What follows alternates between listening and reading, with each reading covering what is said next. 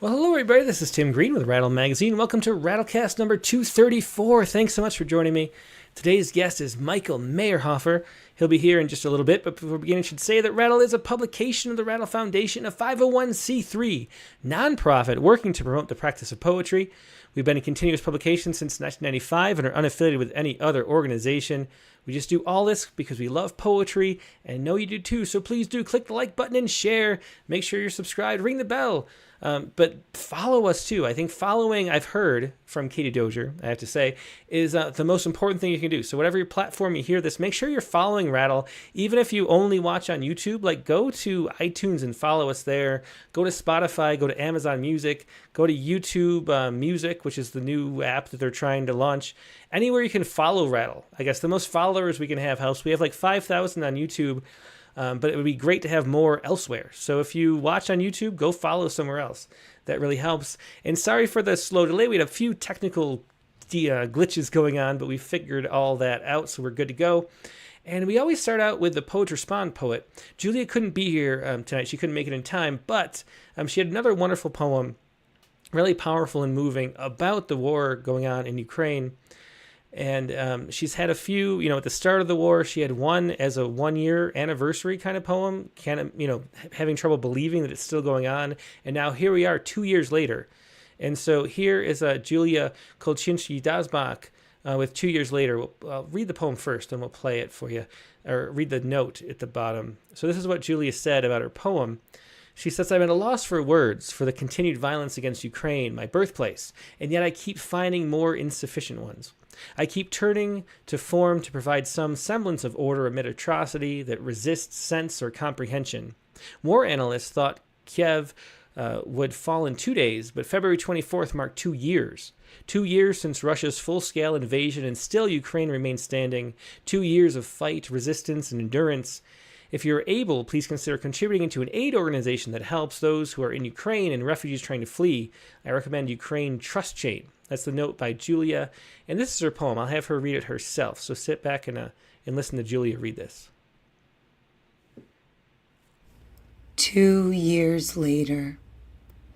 The last thing I want is another poem about war and dead children and how we've forgotten their names. My children are learning to count. Bones and wars and dead children and how many days are left. Now, they ask, now? My children are learning to count bones, 27 in the hand, 22 in the skull. Many days are left now. They ask, now? The last thing I want is to imagine them dead. 27, 22, their hands, their skulls. I keep counting to make sure they're all there. The last thing I want is to imagine the dead we've forgotten. Their names, I keep counting to make sure. They're all there. The last thing I want is another poem. Yeah, and that was just a powerful pantoum by Julia Kolchinsky Dasbach 2 years later.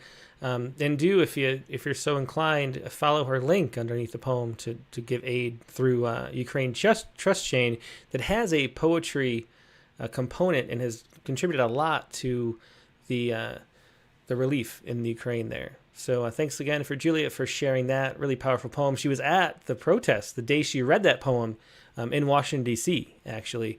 So it was 2 years later, once again, by Julia Kolchinsky Dasbach. And we're going to take a quick break and go to our main guest. I should say, too, we have a bonus guest tonight, which is always fun. After we talk to Michael Meyerhofer for about an hour, we're going to talk to Zilka Joseph, who was on Rattlecast number 131. She has a new book. She'll read a couple poems and share what she's been up to in the last 2 years or so. But right now, we're going to talk to Michael Meyerhofer. So sit tight, and I'll be right back with more poetry.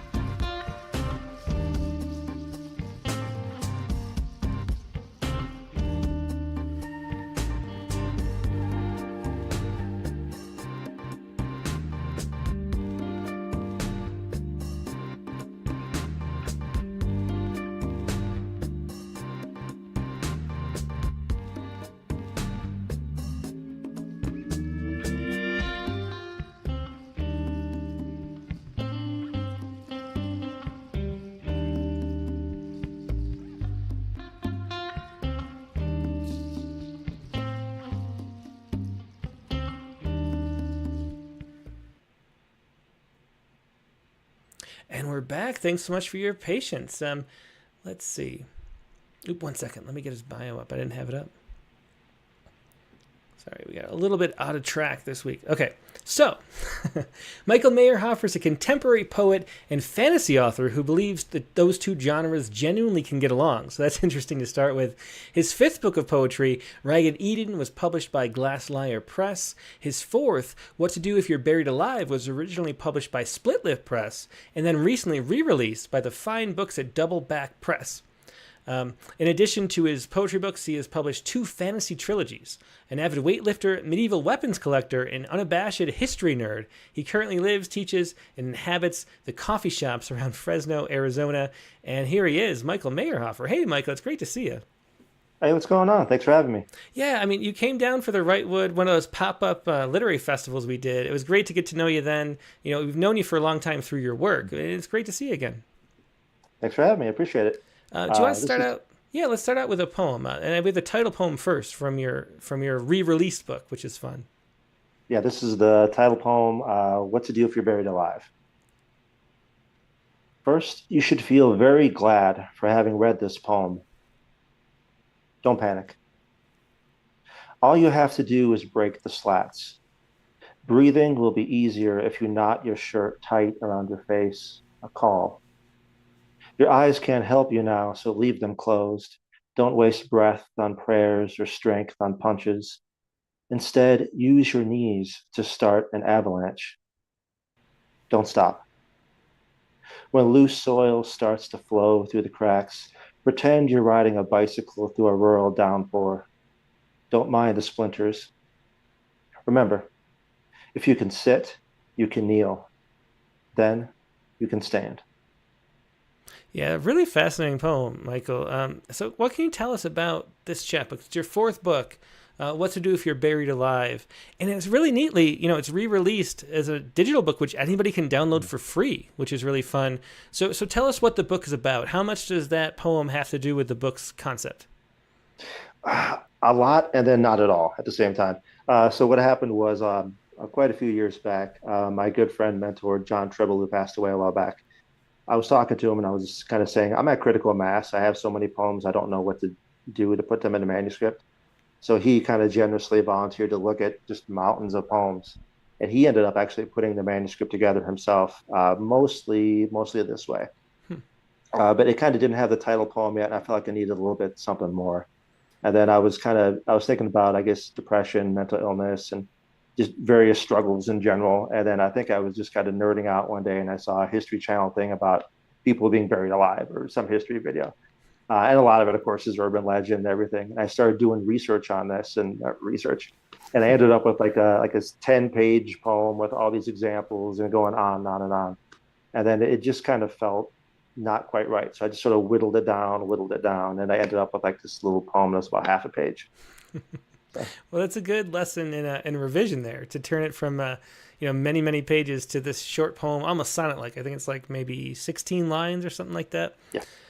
So what can you tell us about your background? I mean, I've known you for a long time, but I don't really know, how you came to be a poet. And the fact that you're interested in so many things, in history and weightlifting and medieval weaponry, and then poetry too, and writing fantasy novels too, that's not something that you usually see from a poet. So how do all those things intersect? What was it that got you into poetry in the first place? I was just always a very weird dude. That was kind of the part. But I actually wasn't really that interested in poetry until a little bit later. I was always interested in stories and fantasy and stuff like that. But I kind of had a less than idyllic upbringing, and I had to deal with a lot of like anxiety and birth defects and kind of bullying and that kind of stuff. So that kind of got me interested in a lot of different things like weightlifting and all that stuff, kind of as my coping mechanism. But then I kind of dabbled in poetry a little bit. And then when I was 20, my mom passed away. And I was in the course of dealing with that kind of dredged up all that bottled up Midwestern angst. And so all of that came out. And I realized that as much as I love fiction, I couldn't address it directly. Like, because when you write a story, even if the character is basically you still have to give it that backstory. You have to build it up. Whereas like there's a certain immediacy in poetry. So I think I'm pretty sure it was What the Living Do by Marie Howe. I read that in the class at just the right time. and a few other books and a lot of Sharon Old stuff and Dorian Luck stuff. And I just started writing and wrote just the worst poetry ever written by a human being for years and years and years. And then I kind of, I was lucky enough where I went to undergrad at University of Iowa. They had the Prairie Lights bookstore there. And in the coffee shop, they had just tons and tons and tons of journals like for free, just stacks and stacks. So I kind of just, that was kind of my crash course. I would just sit down with my overpriced coffee and like a stack of 20 journals or something and kind of go through it and just kind of try and learn the best I could. Hmm. So there's a very personal reason to be writing poems. That poetry as healing is something we talk about all the time on this broadcast, and it seems like the fantasy maybe was for fun and for a career maybe, and then the poetry was for yourself. Is there a clear distinction like that? It's hard to say because to a lot of people they do sound very, very different, and to me they don't seem different at all. Hmm. It's just different tools in the toolbox. Like I'm also really into quote unquote Eastern poetry, like a lot of haiku and senryu and tanka and all that stuff. And it was all just self-taught. I'm not an expert at all, but I remember I was teaching a little workshop on that and talking about it and it kind of explaining that for me it's just different tools in the toolbox because certain ideas, if I sit down to write it as I'd say a lineated poem and it's just not working, I could switch to a prose poem. Or I could switch to maybe a flash fiction piece or creative nonfiction or whatever. And then so the leap to sci-fi fantasy is a little bit different, but I kind of feel in a weird way that it's getting at the same stuff in the opposite way, Mm-hmm. right? Because like there's an argument, it's like the Stephen King thing about writing for yourself versus writing for an audience, and he makes the point, and I think on writing that both audiences or both artists are basically equally selfish. I think that's true, Mm-hmm. right? So I kind of like being able to look at it from different ways and kind of get at maybe some kind of cultural commentary while having fun writing a fantasy story or a sci-fi story. And then you can switch back to something a little more personal.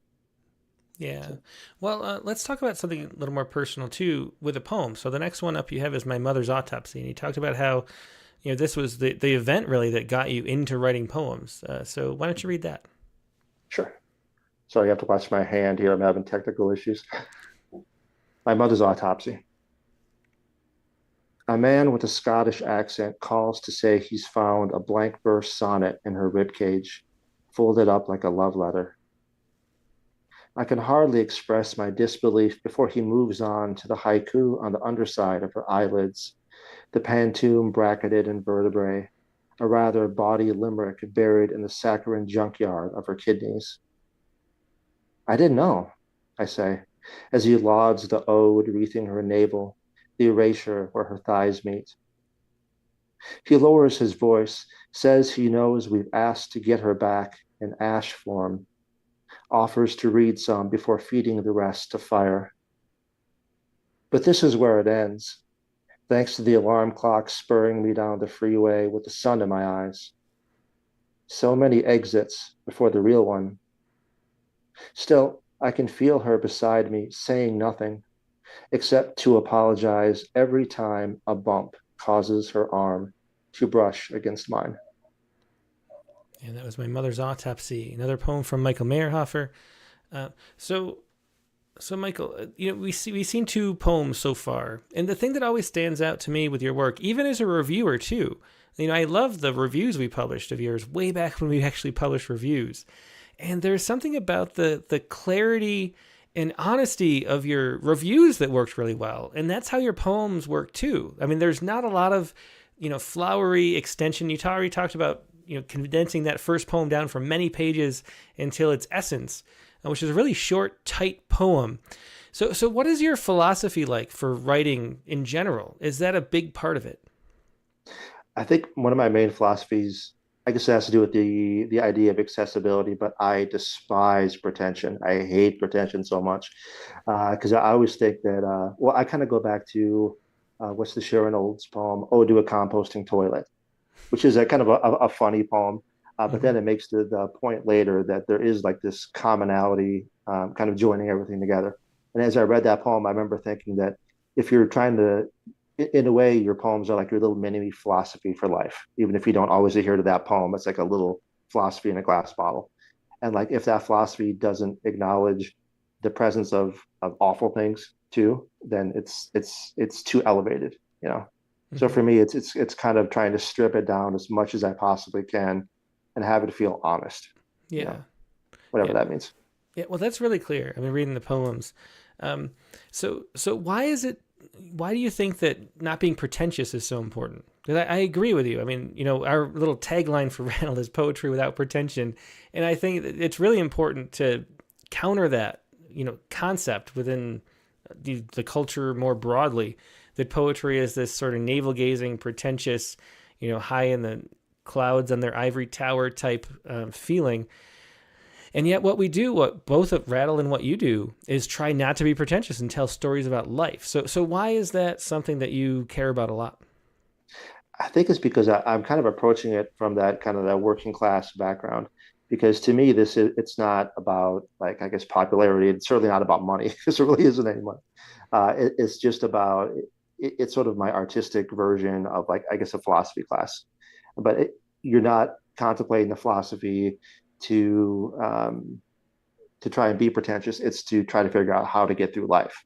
So when I write these poems about that, the one about my mom, for example, um, it's kind of a Midwest thing, I guess, but you don't really share your emotions very much.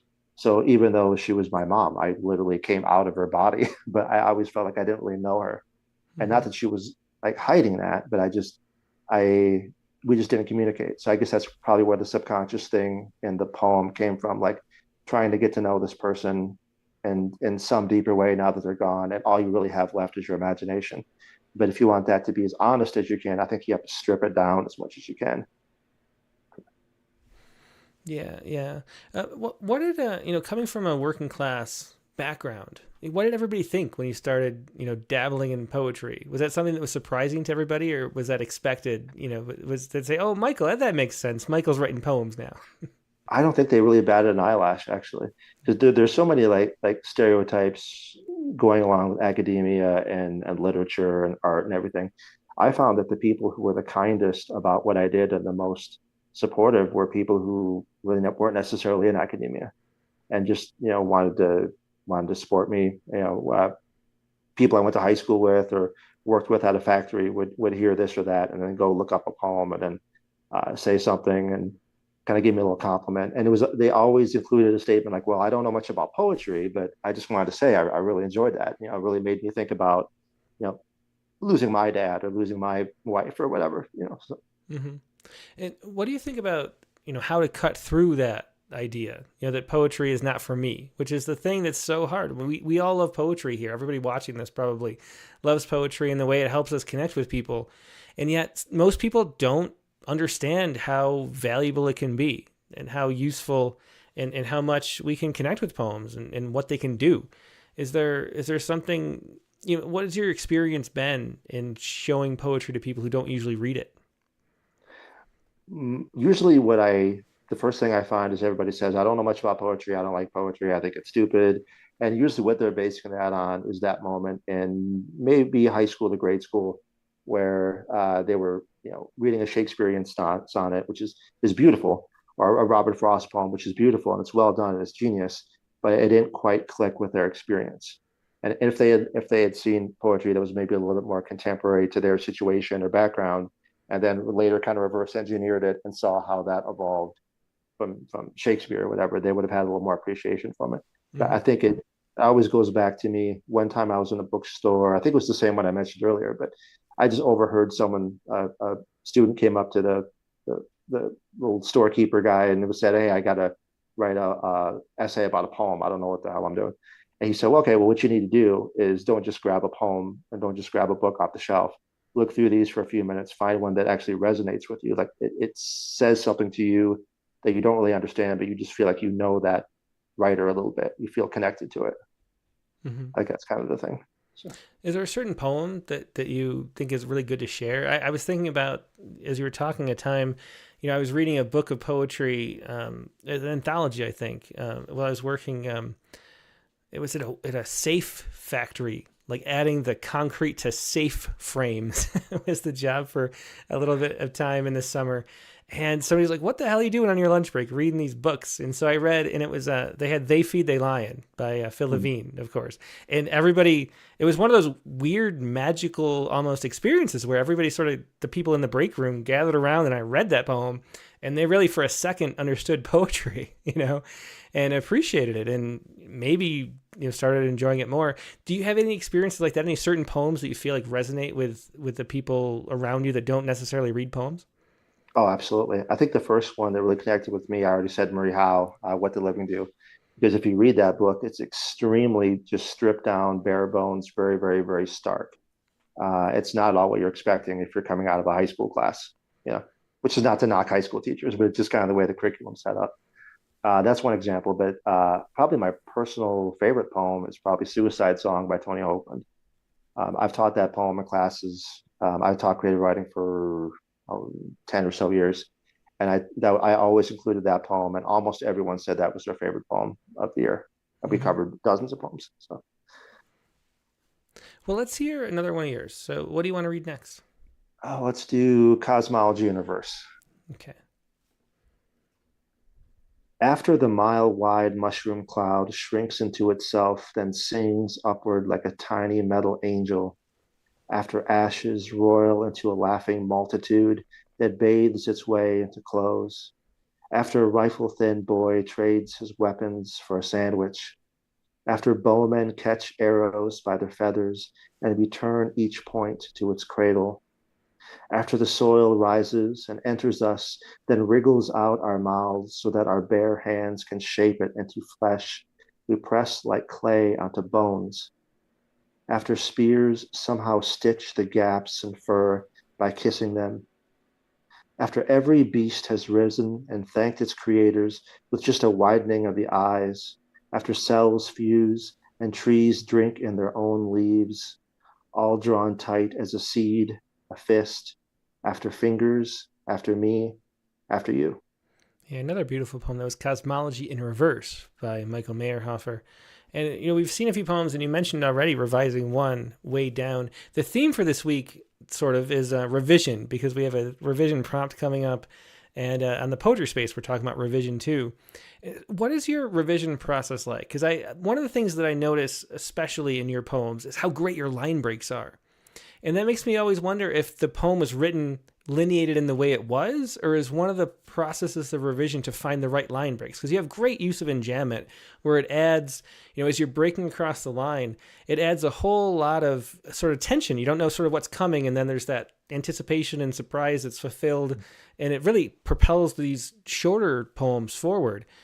Is that something that you find that you find the right shape and line length in the revision, or do they come out lineated in the way that they do? Both, which is a cheat answer, but I'll say it anyway. So in grad school, I had a great teacher, Judy Jordan, who really, really, really hammered line breaks into us and just kind of taught it that, okay, yeah, you can do a longer line, you can do a prose poem. And when you do a prose poem, you kind of sacrifice the double meanings and that pause and all that energy, but you get the energy of reading more frantically, right? So it really just comes down to how you want to build energy in the poem. So over many, many years and, a million awful, unreadable drafts, you kind of start to think in that like three-dimensional way. That sounds pretentious, but it's true. You kind of think where you're going to break the line as you're writing it, but that doesn't always work. It blows up all the time. So when you do that, another revision technique I'll do is the first stanza kind of shows me how the poem is going to be, but sometimes it lies, right? So if I write that stanza and then I write the rest of the poem and it just doesn't look pretty, like it has to look good on the page, no matter what it is, then I'll kind of read it out loud to myself over and over and over again. And then if I eventually decide, okay, I like the sound, but it just looks ugly and I don't like the breaks, then I'll kind of play around, maybe like long couplets or tercets or one long skinny stanza or a prose poem or just whatever. One of the things I really like to talk about when I'm doing revision workshops is just really different ways to kind of turn the poem on its head, because when you write it, you know how it's supposed to be, right? But you don't know how it's supposed to be yet because it isn't finished. Mm-hmm. So it's kind of hard to like kill your darlings unless you really just flip everything over. So like one exercise I'll do sometimes is that's somewhat inspired this poem. I'll write a poem and then I'll write it in reverse. So I'll have the whole poem, and then the last line is now the first line, the penultimate line is the second line, and so on. And then tinker with the beginning and the ending words until it actually makes sense.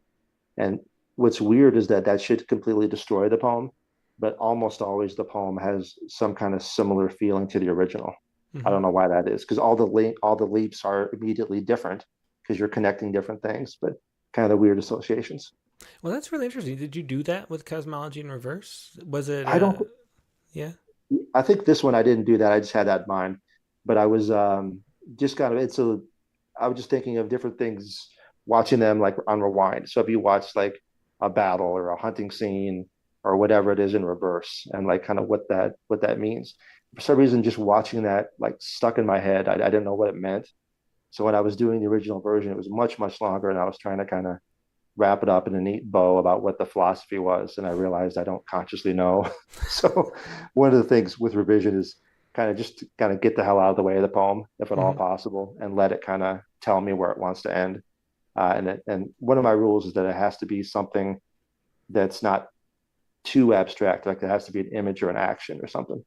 Hmm. Hopefully, Do you feel like you're like two people while you're writing the poem? Do you feel like one of you, like some section of you, knows what the poem should be, and the other one is sort of struggling against it? Because that's a sense that I get a lot of the times. And as you talk, I was thinking about that. It's like the poem is there, but then the other part of you added too much stuff, and you have to like carve away at the heart of what actually you wanted to say the whole time. Is that the experience for you? kind of, yeah. I kind of feel like a raving mental patient and my own therapist are having a conversation in the poem in my head as I'm doing this. And I'm trying to figure out what to do with like whatever like trauma or question or just curiosity that I'm trying to hammer through. Because a lot of times I don't even know necessarily why I'm writing the poem. It's like a physical impulse, like taking a breath. Like I'll see something on the news or I see something online at a grocery store or whatever, and it's like I have to figure out a way to write about that, but I have no idea what I want to say yet. Well, you mentioned hammers there, and your website is Trouble with Hammers, and that's something I've always wondered. Why is the URL Trouble with Hammers? How does that relate to everything that you do? Oh, my buddy Jared Sexton, he's a fiction writer. We were sharing an office, and I was trying to figure out my URL, and he knew that I had a poem called "Trouble with Hammers" that had won a contest.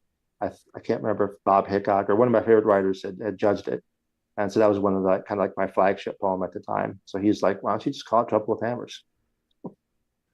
I don't know if anyone ever gets that reference, but Well, now we all do. So thanks for sharing that. Well, let's hear another poem. What's up okay. next? Let's see. It's a little bit of a darker one. After my stepbrother gets shot and killed by cops in Milwaukee. The day after she sees her son dragged from the street like roadkill, my stepmother returns to work. My father tries to stop her, afraid she might end up serving the same men they saw on the news. Implacable Confederate statues finally granted an excuse to open their holsters. But right now, she'd rather hear the cash register than her own heartbeat. And so for hours, she fills bags with sandwiches plumed in lettuce and tiny cauldrons of broth, black forks with brittle tines, white napkins that stain so easily, pausing sometimes to dab her eyes or silence a buzzing phone. Strangers ask if she's all right. Just something I'm dealing with, she says, then takes what they give and returns what they're owed. And that was a really powerful Poets Respond poem. After my stepbrother gets shot and killed by cops in Milwaukee, and one of the things that you do very frequently, Michael, is contribute to Poets Respond and write news poems. And it was, shocking and really sad to hear, this story touched you so personally. What was it like to, learn this news and then write a poem about it? Was it something, did you have any reservation, I guess, because the news was so close? That's what I wondered when we published this poem a couple of years ago. Yeah, I definitely did. But it's kind of contradictory. I had reservations about it, but I also knew that I needed to write it because I kind of didn't know what else to do. I was just sitting around. I got a text message from my dad telling me what had happened. And of course, I'm freaking out, I hop online and watch some news stories, all of them contradictory and totally contradicting what I've already heard, and so on, and just having all that like emotion. I'm Mm-hmm. also someone who follows. I kind of hate this phrase, but social justice issues pretty well. Mm-hmm. So this is a similar thing to what I'd seen, 1,000 times, a million times on TV. But what you always hear is that it's not really necessarily real till it's personal. Mm-hmm. And in the way that I felt, I think that's definitely true. I mean, it definitely hit in a different way. And I didn't, I kind of sat down, was like, I have to write something about this, but I have no idea what to say. And I felt the more I kind of, I guess, had versions where I was kind of ranting and kind of pontificating, it just kind of felt two-dimensional. It didn't feel respectful of the topic. So eventually what I kind of ended up doing was just kind of taking myself out of it almost. And then when my dad was telling me the story about what my stepmom had said and done, I kind of just ended up, letting her be the center of the poem. So, Yeah, yeah, it's amazing. I mean, we had a poem in Poetry Spawn, Violence Fractal, by Molly Fisk, that I think about all the time, about the way that, these events spiral closer and closer and closer to home.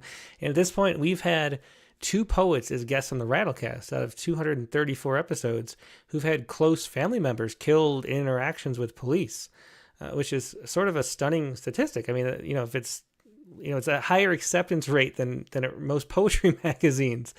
And it's a shocking thing to have happen. Was there any resolution? What came of that story? Because when he wrote the poem, had just happened. Did anything come of that event? Did we find out a reason, or was anybody disciplined or anything like that? in short, no, not really. Mm. I just coincidentally, we had the 1 year anniversary of that happening just a few days ago. I was talking to my dad about it, and they pursued it as best they could, and just dealt with that every day, and are still dealing with it. But Mm. nothing ever was really resolved. Not sure what else to say without ranting, but yeah, Yeah. there was kind of there's an allowance in the law to kind of let certain people do essentially whatever they want, so long as they can say they felt scared. So that Yeah. was kind of my impression of what happened. Yeah, I mean, today of all days, because that soldier set himself on fire, and the video is so stark because one of the cops, everyone's running around trying to find fire extinguishers, and there's one cop holding the gun on the guy who'd set himself on fire as if he was some kind of threat. It's just incredible to see. Susan Vespoli was the other poet we had on. We talked about the whole Rattlecast because it happened like a week before the episode. I think that was episode 136, and it's just shocking to see that happen, and to see it happen over and over and over again. Have you written more poems about that as you help come to terms with what happened? Yeah, a little bit. I also kind of getting to trying different genres, different approaches. I also did like a long creative nonfiction piece that was, I think, 10, 15 pages or something. And then I kept reading it over, and I wasn't happy with it.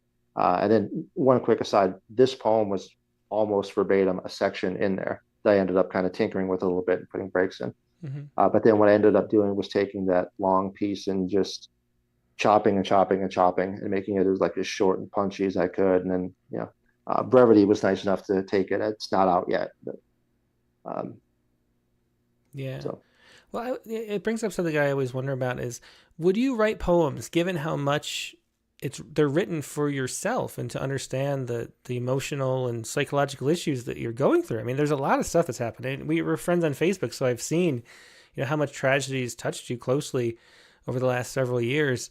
Would you write poems if you could never share them? Is the sharing a part of it, or would you write them just for yourself, even if nobody else would ever read them? That's something I wonder about often too. yeah, I would. I mean, definitely the goal, and it sounds weird to say this without sounding like pretentious or white hero or something like that, but like I do want them to be read, and whatever tiny little insight, or mistake that I can share, save someone what I'm going through. But to me, it is also like on the one hand, you do write them for an audience and you want them to be read and kind of at least on some level understood, but also it's very, very personal too. I think I'm sure I would still do it because there are so many times where something happened and I felt completely overwhelmed. And it's strange because as an artist, you tend to think of yourself as very emotional and also very intellectual. And that's all nonsense. None of that's even true. But a lot of times I feel like I don't even really understand an event until I've written a poem about it in a very strange way. Even if you ask me, what's this poem about? I probably couldn't necessarily articulate it in a very good way.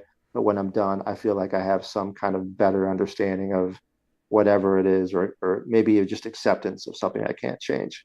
Mm-hmm. Because yeah, like you said, our family had a long string of tragedies. My biological brother passed away after a long illness, and then my stepbrother was killed right after that. My grandmother, I was very close to, died shortly before that. So yeah. Yeah. Yeah, it reminds me of there's a quote which I have no idea who said it because I've heard it from like three separate people and they all say it was a different Nobel Prize winner. But a Nobel Prize in Literature winner was supposedly said, maybe apocryphal, that what do you think about winning the Nobel Prize in Literature? And they said, well, I don't know, I haven't written about it yet. And I think that really applies on so many levels, whether or not that's true. It never happened. So, well, I think we need to read another poem because it's been a bit. So let's read whatever you want next. Sure. Let's go down the list here. The next one, another one you were kind enough to give a home. Climate protesters throw soup over Van Gogh's sunflowers. For hours, I've been arguing with a friend who believes teachers are on a crusade to make children use litter boxes. When I hear about sunflowers bathed in soup to protest the use of fossil fuels. Last night, I kept picturing my brother's gaze before he died, like he could see the whole hospital ward melting, wavelengths collapsing into pinheads, the way time does when you fly fast enough. I don't know how to keep you safe. Turns out Van Gogh made several paintings of sunflowers in pale vases, petals drooping like golden rain, like he felt he'd missed something. Sometimes it's easy to forget what the earth makes of our bones, way down deep in vaults that never get locked. One day, there will be no one left to explain how clay yields yellow ochre and the hair of wild beasts can be bristled into brushwork, how dust can be squeezed into stars. Yeah, another beautiful poem, another Poet Respond poem. You've won, both the Ekphrastic Challenge multiple times, I think, if I remember right. And then, Poets Respond, you've been in several times too. What would your advice be to writing a good poem about current events? Because it is a different genre that's being tied to the circumstances in the moment makes the poem different in a lot of ways. How do you approach making a Poet Respond type poem be a good poem still, even though you have a lot of thoughts and reactions that might not make a good poem? Well, first off, I think this is why I have so much appreciation for Poets Respond. Like it really is a great thing, because people like me, dorks like me, are always writing about current events. But like you say in the guidelines for that, if you send it out, how long is it going to be? Even if you get an acceptance, how long is it going to be till it comes out? 6 months, a year by then. There's a certain like immediacy to talking about current events. But the problem is you have to kind of kind of watch where your emotions are coming from, because the temptation is always to make the poem two-dimensional because you're angry. That's like I used to always tell my students, when you're sending an email to your professor and you're angry, it's going to sound like you're angry because you have kind of tunnel vision. And so having that extra dimension is really, really tough with current events, but I think it's extremely helpful, like to help you kind of understand it as best you can. The way I try to do that, it's not really a hard and fast thing, but I try to just again, it sounds cheesy, but let the poem tell me how it wants to end. So I remember I was writing a Rick Santorum poem way back when, and he's not somebody I care for.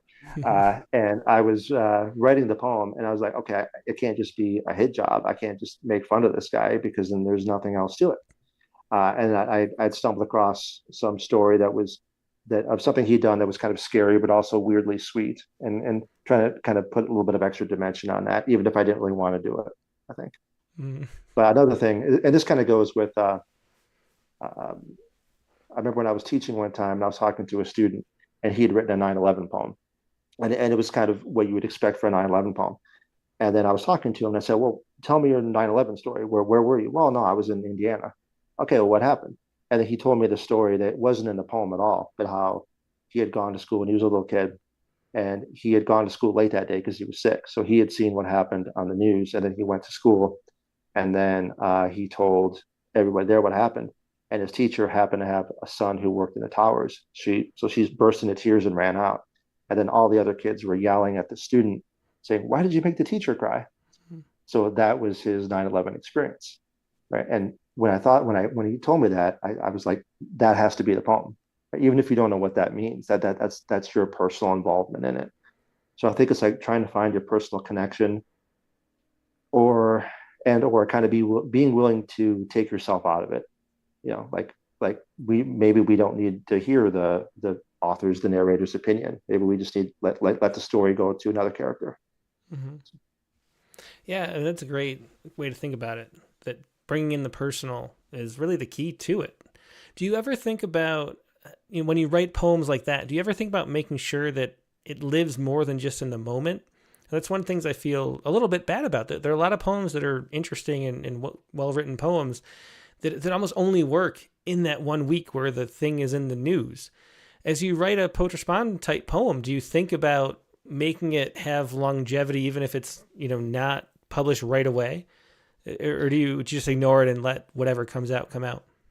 Again, yes to both, kind of. I do kind of think about that. I think one way around that is if you let the poem kind of do its own thing. So for that one, it was all the different things I actually was thinking about at the time that happened. And so if you kind of just turn the camera on yourself without having it be on yourself, like these are the things I'm dealing with or thinking about, even if they seem random. And then you have a bunch of seemingly random things, then you whittle it back to things that kind of seem significant when one way or another. Mm-hmm. And then beyond that is not, it's impossible to say, what poem will connect, a month from now, let alone, 10 years from now. So you kind of just have to write, I think, with that in mind, and try to avoid that pretension and avoid that despair, right? But also be willing to kind of put that aside and just say, okay, I'm just, ultimately, yeah, this is meaningless because it's all meaningless, but that's not a big deal. It's fine. Mm. Yeah, I love that, that sort of fallback, that it's all meaningless, which makes everything meaningful, because what else would there be? So Yeah. the fact that no one's going to read the poem, no matter what you write, in 100 years or 1,000 years, or no matter how, as far out you go, there's a point at which no one's going to ever have heard of your poem, no matter how great the poem is. And in a way, if you pull back far enough on that, it all collapses into everything being so meaningful in this moment that we should all be doing everything right now. So I love that concept. Let's hear another poem. I want to make sure we get a good number in. Do you want to do Last Day on the Factory Floor? Sure. I did. I had a lot of factory jobs. This is one of the scarier ones. Last Day on the Factory Floor. The summer after my mom died, I returned home from college to that empty house in nowhere, Iowa. Its bleached white ceilings and sagging clotheslines, just a few rap songs from the refrigerator factory where I spent all day getting bitten by mosquitoes who exhibited a special fondness for my place on the line, thanks to the drains and leaky hoses by my feet. We were warned not to complain. Plenty more temps that could call. Warned, too, to avoid the break room with its jailhouse camera swiveling right outside the boss's office, his speakers playing only country. I remember old men missing fingers, a forklift operator drunk by noon, the groan and clatter of pallets stacked high enough to strum the nerves.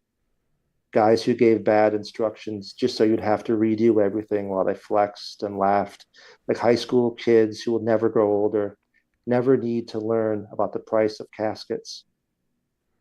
But most of all, I remember the elation of those final moments when it no longer mattered if I missed my quota, if I turned the water hose on my coworkers, then sauntered off when the boss descended from on high and demanded the name of the culprit, his pen drawn like a dagger, even the full-timers scattering. And that was Last Day on the Factory Floor. You mentioned working a lot of factory jobs. Do you find, and now I think, right, you teach is your main source of income. Do I understand that right? I was actually teaching adjuncting right up until the pandemic, and now I'm actually working in marketing editing. Well, that's Something interesting. very different. Yeah, So yeah, so I still those are do workshops three. here and there. Yeah, those But are three very different jobs. And when I was doing more, blue collar stuff, I was, I worked in some factories over the summer, like at Kodak, a couple summers, and I worked at a group home and I did some landscaping for a while. I felt that those were the times when I was doing other things that the poetry felt the most vibrant, or maybe necessary is a better word. And then once I started being a poetry editor, it became less necessary in a way. Do you find that once you left those jobs where your attention was focused on different things, more physical in space concerns, do you find that the poetry was better in a way at that point, or do you still get back there just as easily? I think so in a weird way. It's kind of hard to explain. It's kind of like you cherish a relationship or a loved one most after they're gone, right?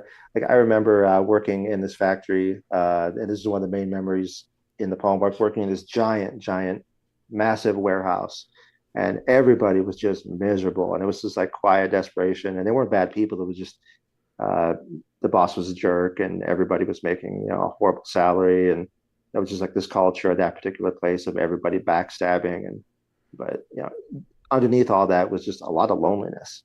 I remember kind of feeling this strange like ache or this weird desperation and loneliness as I was in the factory. And I think I was like writing, scribbling little bad poems on napkins, and that was kind of my escape. But that's kind of when that need was the most, and then when the need is the most, that's when you kind of appreciate that latter out of it, I think. Yeah, that's a great way to put it. And maybe the most important thing that poetry does these days, because there's so much loneliness in the way that we live our lives now. We evolved and we're meant to live in tribes of 150 people where you know every single human being you've ever seen, and have this complex interactions where your life depends on this group of people that you actually know. And now we hardly know anybody. I mean, I wave to my neighbors. I try to remember their names, but I don't.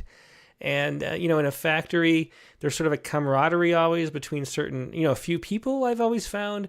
But then outside of that, you feel very isolated too, as somebody who, thinks a lot and reads a lot. And so, I don't know, is poetry a cure for loneliness? Is that one of the main driving forces that bring you there? I'm not sure it's secure. I kind of think it is, but I'm not positive. Hmm. I think it kind of is more of like a microscope that helps you understand the dimensions of the loneliness. Like it kind of zooms in on it, and then when you understand it, you can. It doesn't necessarily cure it, but you can understand it better. It's Hmm. like if you're struggling with a massive childhood trauma and you go to therapy, the therapy doesn't make the trauma go away. It doesn't necessarily make the feelings go away, but you understand it better, so you're a little bit more in control, I think. Hmm. Well, that's the point I should say. If anybody has any questions for Michael, leave them in the chat windows on Facebook or YouTube. Those are the two I pay attention to. So if you want to ask him anything, just leave a question. If you put bold question there, it helps a lot too, so I can see it. And also, I should say too at this point, please do click the like button if you haven't yet. There are a whole bunch more people watching that have clicked like right now, and that really helps. Anytime I say that, I'm sorry I have to say it, but if I do, we get more likes, and then you get more random people passing by experiencing poetry. So please do click the like button if you haven't yet.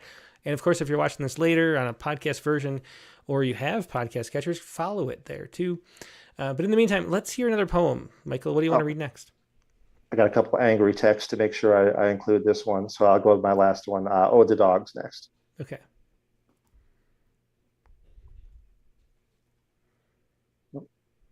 Oh, the dogs.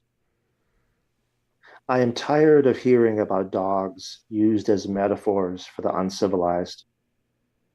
Imagine a world in which humans possessed at least 20 times as many olfactory receptors, able to distinguish the tang of cancer rising musk-like from the bed sheets next to a smoldering ashtray, able to detect that one drop of blood in every 5 quarts of water, to know what you did last night, no matter how many times you soap scrub the evidence. It does not take savagery, but more love than we can muster to lick the hand you've sniffed, to love despite the perfume of sins we wear each day like a halo. Yeah, that was Ode to Dogs. Another beautiful ending, Michael. And many people in the chat have mentioned how great the endings of all these poems are. Do you have any advice to poets about how to find a great ending? Because I think it's something that you're definitely expert at. I don't know about that, but I don't. I respond to compliments by trying to run away and hide under my bed. So I'll work on that. I think part of what did it is being what helped me get better at it was being really, really, really bad at it. Because I remember when I first started taking workshops and first started writing, I kind of looked at poems, like I said earlier, as like a little mini philosophy or something. The problem was I was sort of like white knuckling the poem, and I like, you must get this interpretation, you must see it this way, and they were just boring. Like they were just flat and joyless poems. And then what I gradually started doing, especially as I got more into like quote unquote Zen poetry and Eastern poetry, was being willing to kind of switch part of your brain off and just let the poem do its thing. And so, kind of in the back of my mind when I'm writing, and I come across what feels like a punchy image or an action that just kind of falls from the sky and it's in the poem, I'm always kind of thinking in the back of my mind, is this where it should end? Okay, how about here? How about here? How about here? And then try to get off the stage as fast as possible, right? Just keep it short and sweet and focus on your imagery as much as you can. Yeah, I always think about it as like a freeway exit, and I always worry that I'm taking an exit ramp that I could have kept going, and I'm worried. I always worry. This is why I can't be a fiction writer, and I'm curious about that too, as somebody who writes fantasy novels. But I feel like I have to write poetry because I always want to take the first great exit ramp that I see instead of continuing down the freeway. Do you ever worry about that with poems, that you feel a great ending and then the poem could have gone farther, but you took the nice, easy way maybe off of the freeway? Yeah, sometimes, yeah. So I just coincidentally a few days ago I was looking at some older poems and other books and kind of comparing it to mine and or what I'm writing right now and kind of realizing that over the years the poems keep getting shorter and shorter and shorter. Like I remember in grad school I'd write like these 2 3 page long narrative poems and it just they felt a little bit different. Whereas now I kind of feel like I'm compressing things a little bit more. I don't know if it's necessarily bad or good. It's just kind of what feels like the right way to do it to me. So I think your style, like everybody's style, shifts over the years, and then you can kind of stand in the road and try and stop it, but it won't work. So you have to just go with it. So. Yeah, well, that's a great piece of advice, I think. So Jimmy Pappas asks, does Michael have a poem about his medieval weapons collection? And why do you have a medieval weapons collection? And that's something that I wanted to ask about too. What is it about that history and weapons that interests you? I think when I was a kid, my dad got me Lord of the Rings, and I started reading that, and it was I enjoyed the stories, but that was also like a kind of a bonding thing. And then from there, it just kind of went from there. I started reading like Dungeons and Dragons books and just whatever I could find. And then I didn't always feel super close to my mom. We weren't enemies, but we didn't always communicate in the best way, or didn't communicate very much. But she was very, very supportive of my reading and my writing. So even though she wasn't really into sci-fi fantasy at all, she'd go to the library and look for just stacks of books that I might like and bring them home, and I would read them. I just kind of go from there, and that's kind of where my interest grew from there. But no, I haven't read a poem about it yet somehow. That's really interesting. Why don't you think you have? Is there a way that certain things are compartmentalized? I noticed, you said you have a deep interest in history too. And I know the fantasy novels sort of incorporate that, I imagine. But I haven't noticed a lot of historical based poems either. Is there a way that poetry is for a certain thing and other interests are for other things? Or is there not a lot of cross pollination? That's a fair question. Somehow it's just never really come up. I mean, so with the history of like different tactics and battles and weapons and different types of metals and all these kind of things and the benefits and all that, I studied that a lot, and that would find its way into the stories. It's kind of research that was fun to do anyway. Mm-hmm. I haven't really. It just kind of hasn't come up yet that I've had to plug that into a poem for whatever reason. Yeah, I took a class in the history of the English language, and I remember it being explained by the professor, who I wish I could remember their name, but as it being shocking how much weaponry played into the actual way that we speak. It was almost like the summary of the class, because you have the Vikings came with their huge battle axes and no one could approach them, and then they invented the catapult, or archery got better, and so they could repel the Vikings. And then so you get these influxes of different languages, and then the French came in with their weaponry tools and added all of our French language, like the different words that we use, like venison and things like that. And so, we sort of forget how much those things play into who we are today, unless you're someone who's really interested in history. What is it that draws you to history? Let me see. I guess I've always had an idea, and this sounds obvious, but you should learn from your mistakes as best you can. I try to learn from mine. I learn very, very slowly, but I think that applies to history too. I mean, there's all the kind of cliched phrases, those who don't learn from the past are doomed to repeat it, et cetera. But I think if you want to understand like social justice and current events and mental health and just everything there is, like there are all kinds of different lenses that can help you do that. And for me, one of them is history. Like how has this or that shifted over the years? Why did we start doing it this way and not that way? What does that say about the human spirit? Is there some lesson that you can learn in some small way that can help? Mm-hmm. Well, we have time for about 2 more poems, I think. So let's do a poem, a little bit more talk, and then one more poem. So what do you want to read for your penultimate piece today? Let's do a weird one. The Shapeshifter in Therapy for Survivor's Guilt. Okay. First time I saw her, she was crying in a pharmacy. I transformed into a puppy and licked her ankles. She kicked me, pointed out the absence of consent, and threatened to call the cops. True, she had a point, but later when I became a scattering of rose petals across her windshield, I thought I saw her smile before she turned the wipers on. It was tough, spelling out my apology in the clouds. I never stretched myself that far, but I meant it. That Friday, I let her ride me through the park, then became a butterfly and kissed her forehead. She texted later, said she was lonely, but she didn't want to rush things. So I became the rain and pattered off the eaves until she fell asleep. Soon, she started to have fun with it. Show me a baby goat, a pterodactyl, a giraffe with flippers. She even made videos for her family, her playing badminton with Virginia Woolf, cooking a grilled cheese with Abraham Lincoln. I started to wonder why she never asked to see my true self. Sometimes lying next to her, I change back and wait for her to wake up and run away, screaming. Every time she stirred, though, I'd become a quilt that smelled like her favorite perfume. But it turns out she liked me best as water. Days she didn't want to talk, I just filled the bathtub and let her soak in me, flowing over her scars like I was pouring down the rungs of a ladder. Yeah, another great poem with a great ending. I mean, it really, people were mentioning it the whole episode, but your endings just are top notch, Michael. And that one brings in some fantasy elements too for the first time. What can you tell us about being a fantasy author as well? You have 2 trilogies under your belt. How does that relate to poetry writing? Is there a lot? You said earlier that there's a similarity between the two. It's sort of in a way all the same thing, but how so? They seem so different. Well, I remember when I was in grad school, one of the things we would do, we would have like the poets would have fiction writers come in and do a guest lecture and vice versa. And then every once in a while, someone would say, okay, well, what can poetry do for my fiction? What can fiction do for my poetry? And there really isn't, there's all kinds of answers for that. So like, what can poetry do for your fiction? It can add, it gives you a little more focus on imagery, on music and sound.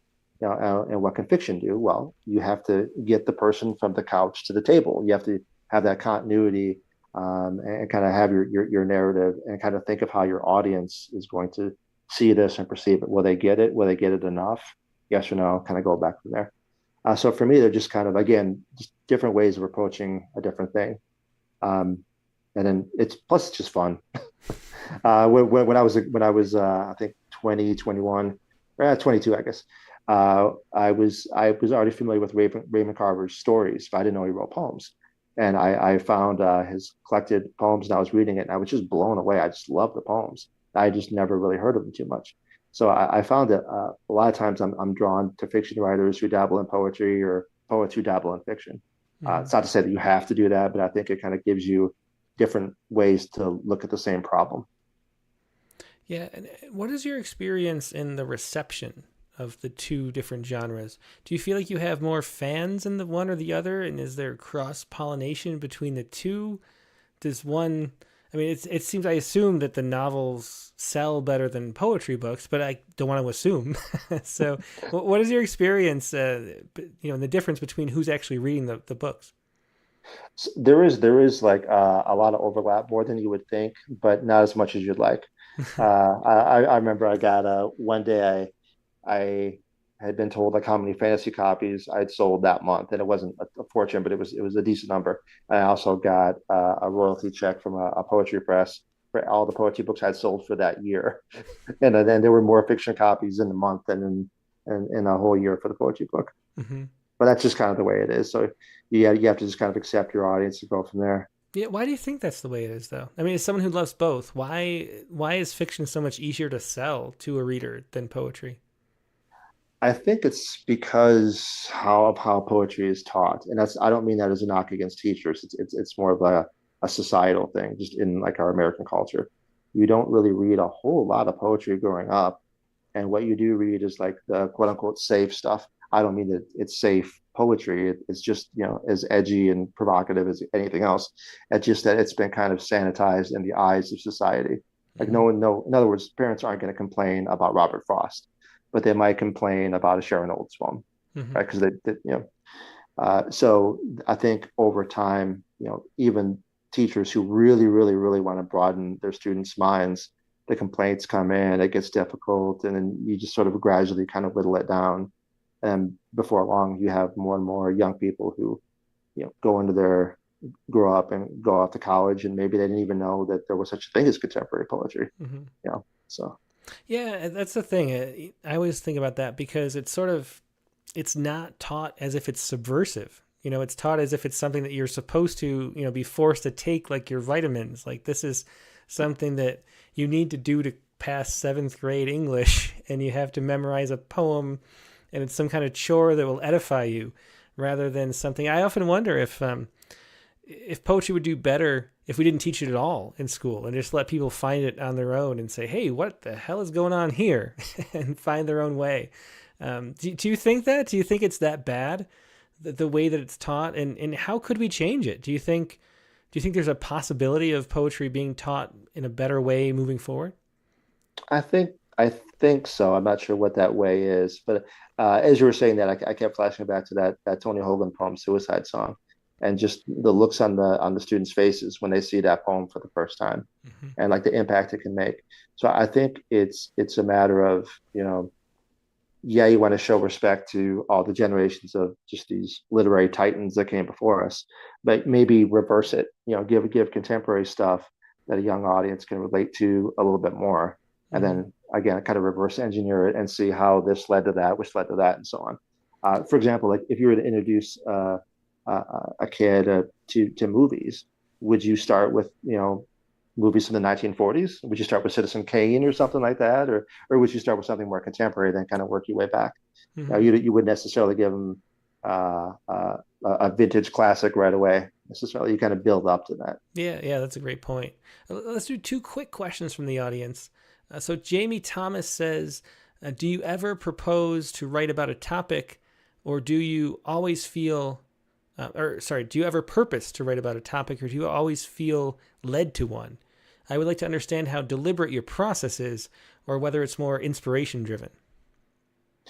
Um, it's kind of both in a weird way. So when I hear something, when something happens, or I hear something in the news or whatever, something clicks. It's like if you have to hiccup and then you hiccup. I have to write a poem, and I sit down and write a poem. I just have to do it. And then I think early on when I started doing that, before I would actually sit down and write, I would be like, okay, what is the message I want to share with the audience? Which is the surest way to kill a poem, because you'll try to force meaning into there, but by the time you start here and end here, that line or that meaning may not fit anymore. So it's kind of like feeling, and I know it sounds kind of woo woo and flowery, but I think it's true. Like when you feel an impulse to write about something, that impulse is telling you how to do it. Hmm. Except it's not going to tell you in language, because that's not how your brain necessarily works. It's just going to kind of put you in the situation, and then kind of be open to where it's leading you. Yeah, as a follow up to that, those poems that you did where you were swapping the word poetry for other words like past. I think we did 3: pasteurization, virginity, and maybe another one. But then defining things as if it were poetry in this really fun way that it really seemed like you were having a lot of fun with those. How many did you end up doing, and did they end up in a book anywhere? Oh, I did tons of those. It was bizarre because sometimes I write pretty quickly, usually at more like a medium pace. Mm-hmm. But for those that they just came out of me really fast, and I was Mm-hmm. still working on them a long time, but they just one after another after another. It was like a floodgate. I think I ended up doing probably 40 or 50 of them. Oh They wow. weren't all good, obviously. And I published quite a few of them, and then I actually have never put those in a book yet. They've been I've tried a few different things. A whole manuscript of those seemed like maybe a little bit too much, but I've tried that as a section in forthcoming manuscripts I'm sending out. That's sure. Maybe a chapbook too. That might be Yeah, fun. yeah, that'd be good. One last quick question. Trishan says, "Are there any subjects you just won't touch?" No, no, almost as seriously, like as a rule. I Mm-hmm. think that because I think if you give yourself that rule, that's a massive weight around your neck, and it'll really prevent you from writing. Another way to think about this is that I would always tell my students, part of when I would talk to them about their writing, it almost feels like therapy in a way, because what I'm trying to do is put them at ease with the writing and then help them as much as I can, but also figure out, okay, what's holding you back? There's something holding you back. Something's clouding up your lens. There's something you need to write about that you're maybe not writing about yet. And until you kind of force yourself to do that, it's hard to go past that because most of your energy is spent trying to not deal with another thing, I think. Mm-hmm. So I think, and then if it's a controversial subject, of which there are, plenty, then I think a way to write about that is to kind of say, well, it's fair to ask yourself, like, what right do I have to write about this? That could be the subject of the poem. Mm-hmm. You know, this happens and this is how I feel about it, but I'm wondering, hey, maybe I shouldn't write about this. Or, well, people say that can be that thought process could be the subject. Yeah, it's a really interesting, almost surprising reply, and I think really an important one too. If there's something that you feel like you shouldn't write about, that might be a sign that you should, and so you could think about it that way too. Well, we're up on time. Let's finish out with one last poem. Sure. I'll finish with a short one. This is Dear Daughter. I know you don't exist, but say we were halfway back from seeing a friend in a bullet smooth casket, and you asked what to expect if there really is no God, no passing like water mouth to mouth. And I told you in the car between one tree named sign and the next, the worst case scenario. When we die, we pass into nothingness, that same shapeless garden from whence you came, like the darkness in a vase we filled with milk and light. Or, put another way, I'm not afraid of being eaten by whatever gave us you. Yeah, beautiful poem. That's Dear Daughter by Michael Meyerhofer. Michael, thanks so much for being a guest. It's been so fun sharing your poems and thoughts. I really always have loved your work. It's great. Every time I get to know you a little bit better, it's always a good time. Thanks for being here. Thanks, guys. Thanks for being here. I appreciate it. Yep, take care. That was Michael Meyerhofer. You can find his website and all of his books, both his 2 trilogies of fantasy novels and also so many chapbooks, 5 books of poetry, including the one that was just re-released. It's a free download. So What to Do If You're Buried Alive is the title poem, which we heard first, to a book called What to Do If You're Buried Alive that was re-released as a free online ebook. So all you have to do is go to troublewithhammers.com, find the book there, download it, and read the whole thing. Really wonderful thing for Michael to do and the publisher that did that. So go to troublewithhammers.com for so much more of Michael Meyerhofer's work. Now we're going to take a quick break and go to our bonus special guest. We have Zilka Joseph here. She was on Rattlecast number 131 and has a new book. It's always fun to bring poets back when they have something new. So sit tight and I'll be right back with more poetry and Zilka Joseph.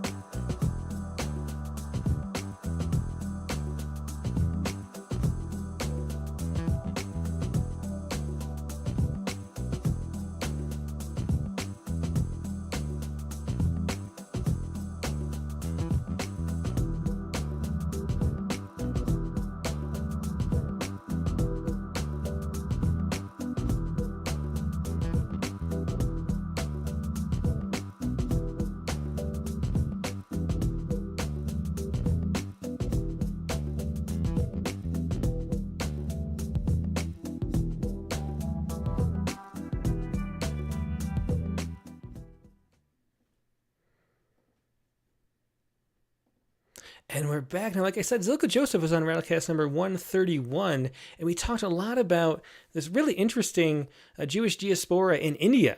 And she has a whole book about it now. But let me read her bio first. Zilka Joseph was awarded a Zell Fellowship and the Elsie Choi Lee Scholarship from the University of Michigan. And we talked about her most recent book last time in our Beautiful Bones, but now she has this new wonderful book, Sweet Matilda. You can find all of Zilka's work, of course, at her website, zilkajoseph.com. And here she is again, Zilka. Hey, Zilka, how you doing? Hi, Tim. Wonderful to be back with you. Nice to see you. Yeah, it's so great to have you back. I mean, this was one of the things I had no idea that there was an entire Jewish settlement going on in India, hundreds of years ago. And Right. so it's really interesting to see this book coming out that goes into that in more detail. We talked about it, I think it was about 2 years ago that you were Right. on before. Before we talk more about the book, why don't you start out with that title poem? I think it'd be a great way to go. Sure, I would love to. Just a quick correction, Tim. It's Hmm. it's Sweet Malida. Oh, Malida. Okay. Malida. I know because you always think of Matilda. Or somebody said Malinda, so I know it's very similar. So, Sweet Malida. Malida is this dish that is very popular among the Ben Israel. Sweet Malida. A mix of water softened, flattened rice, sugar, dried fruits, and nuts was a dish made for Shabbat or for breaking our fast, cooling, light on the palate and to the body and the spirit. It was welcome in the heat of day or night. We had many foods in common with our Muslim, Christian, and Hindu neighbors, and we often celebrated together their festival or ours. I relished particularly fresh coconut, the regional staple, its milk or its flesh added to almost every dish. But this was to me the best way to eat it, finely grated by my mother's hands, left unsweetened and sprinkled haphazardly on the malida, juicy threads with a fleck of stubborn brown kernel here and there that sometimes crunched in your teeth like sand, and you winced and you swallowed it, knowing that there was no simpler or purer or truer form than that. Yeah, beautiful poem to start with. That was Sweet Melita, the title poem to the book. And so how did the book come together, and why did you decide to call it that? Why was that the title poem? Um, you probably know I write a lot about food, Tim. If you remember my last book, there was a theme of food running through that as well, with political undertones and overtones. This book is really it's all about storytelling. And I had a collection meaning, I'd begun to save a lot of the food poems I'd been writing. And I had a whole set of poems that were about Ben Israel dishes. Hmm. And it had been published in a journal called Rasa, which was an imprint of Whetstone magazine. Do you know, remember, if you heard of Stephen Satterfield, who did High on the Hog, Hmm. that Yeah. documentary? So he's the founder of that journal. And they were coming out with this print journal for the very first time on South Asian food. And I had sent them some short pieces, and they liked them, and they said, "Would you send us some more?" So about 4 or 5 poems were published in that. And then I had a couple of other short pieces, like the prose pieces you might have read in this book, the Ladu Makers, Our Cup Runneth Over, about the raisins. So that sort of began this collection.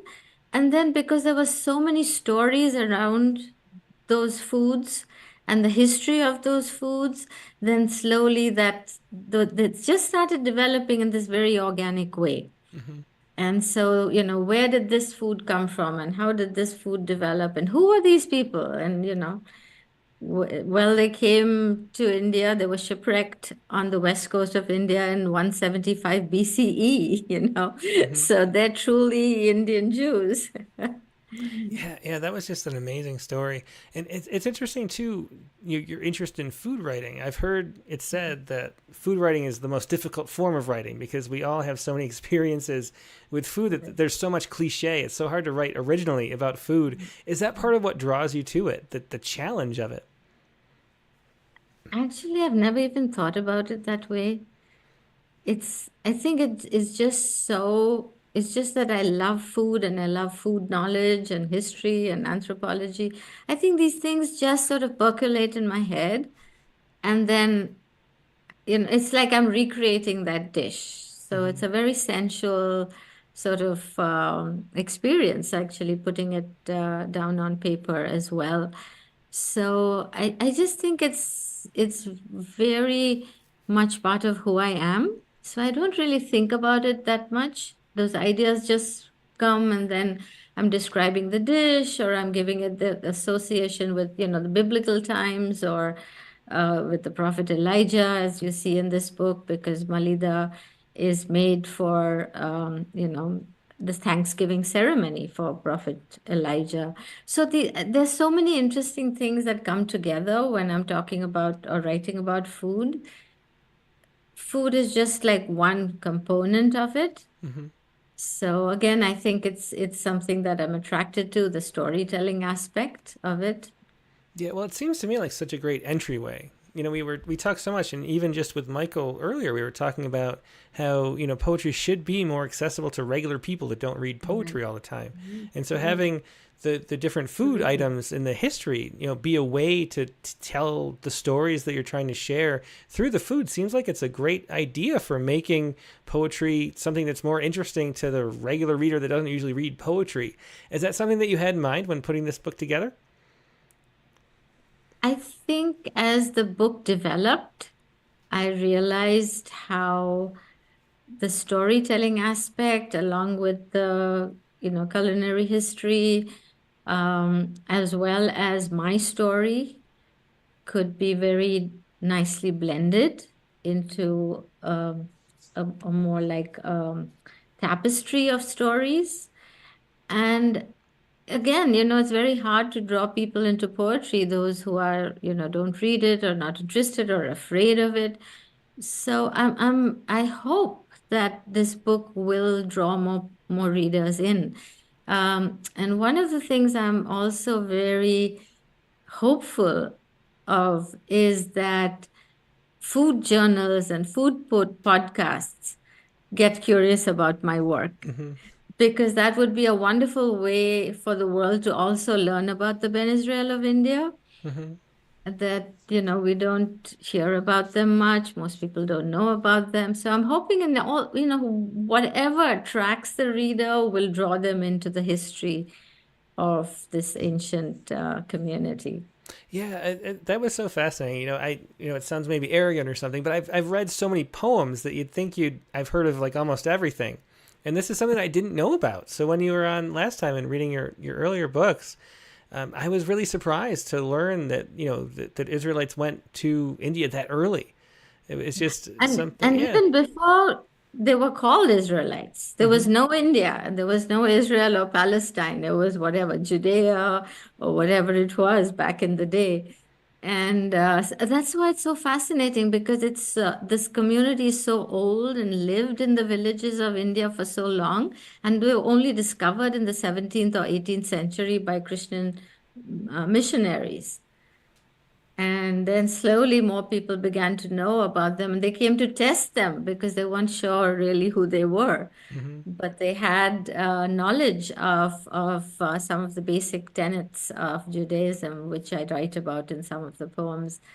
And that's how the outside world began to learn about them. Hmm. But India is actually home to three ancient communities. Of course, the Ben Israel being the most ancient, but there are two newer branches of Jews that have been found in two different parts of India, Hmm. and they're the Bene Ephraim and the Bene Menashe.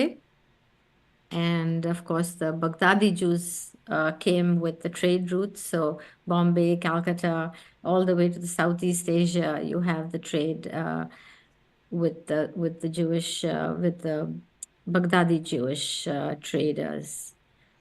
And many of the large buildings and synagogues built in Bombay and Calcutta were built by the Baghdadi Jews. Yeah, And then in the south, Kerala, we have the Cochin Jews. yeah, it's such a fascinating story and just a great way to share it through both poetry and food. Do you want to read another poem to close it out? Pantoum for Chikcha Halwa. Sure. Yes, I would like to read this because it does have a little bit of the history in it. And of course, there's facts, there's history, but there's also a lot of imagination at play in this book. So I began to imagine what it might have been like for these people to adapt to Indian ways, learn their food ways, and then recreate. Halwa is universal almost, some form of it or other. So the Middle East, Greece, Turkey, I mean, you name it, they all have their types of halwa. India has like a million types of halwa. So what halwa did the survivors know? And then how did this coconut-based halwa develop for these people? So that was fascinating to me.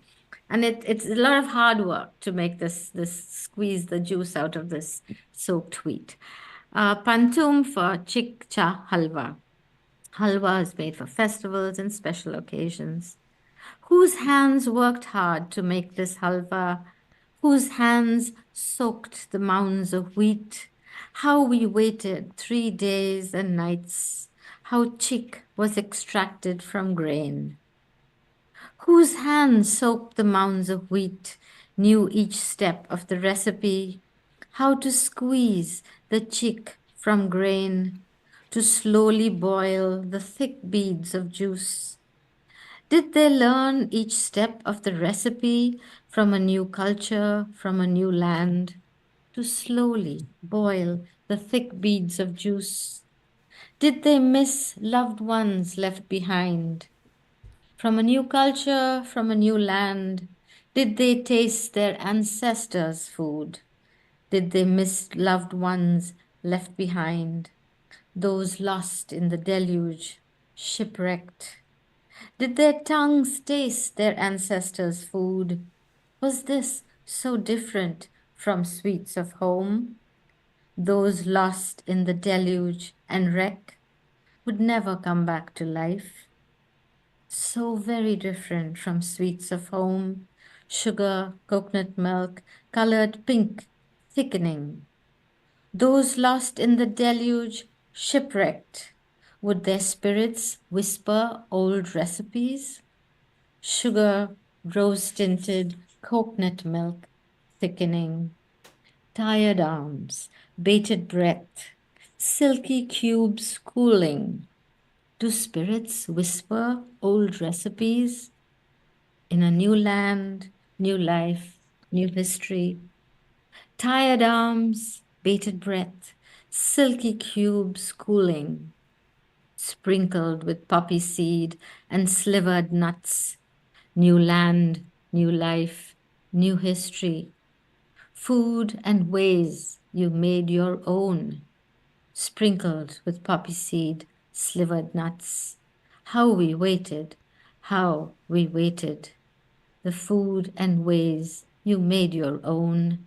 Your hands working hard to make this halwa. Yeah, another beautiful pantoum. That was a pantoum for Chikcha Halwa, and that is from the new book by Zilka Joseph, Sweet Malida, Memories of a Bene Israeli Woman. Thanks so much for being here and joining us again, Zilka. It's really a pleasure, and so thank you just so much. I'm yeah. so grateful that you had me back on your show, and I wish you all the best. You do amazing work. Thank you. Well, thanks so much, and same here. And I hope the book sells really well, and let's get you on some kind of a food podcast radio show. That would be great if everybody had any access. That would really be wonderful. I could see it on all over NPR. I hope we do. Thanks, Zilka, for sharing this cool. poetry. And Thank you so much for having me again, Tim. All the best. Yep. Take care. You too. Yeah, once again, that was Zilka Joseph. You can find her book, Sweet Malida, or Malida, I should say, at her website, which is Zilka Joseph, Zilka Joseph, JOSEPH.com, ZilkaJoseph.com. So find that book there and all of her other great work too. Now we're going to take a quick break and go to our prompt lines. So let me put this up. The prompt for this week was to revise a poem that you wrote a long time ago by radically shifting its perspective. So that is your prompt for this week. And if you'd like to participate, if you have a poem that fits this or any previous prompts that you'd like to share, we especially love seeing poems that you wrote for a prompt and then were published or, shared somewhere else, or anything that, took a little more time to write. But it is fun to write a poem every week. And that's this week's prompt. If you'd like to share a poem, first email it to promptlines. It's all one word, promptlines@rattle.com. Email it there so I can show it on the screen like I have for the guests so far. And then find the Zoom link in the chat windows on Facebook and YouTube. I'm pasting them in right now. Only if you want to share a poem, though. But if you'd like to share a poem, hop onto the Zoom and share it and email it to me. If you just want to sit back and enjoy the poetry for today, sit right where you are and just enjoy it. That's the best place to be, is either Facebook, YouTube, or X Live, so you can see the poems as we go. If you go on the Zoom, just share your poem when it's your turn and go back to the YouTube feed where the everything works best. So there you go. And I'll be right back with the prompt lines.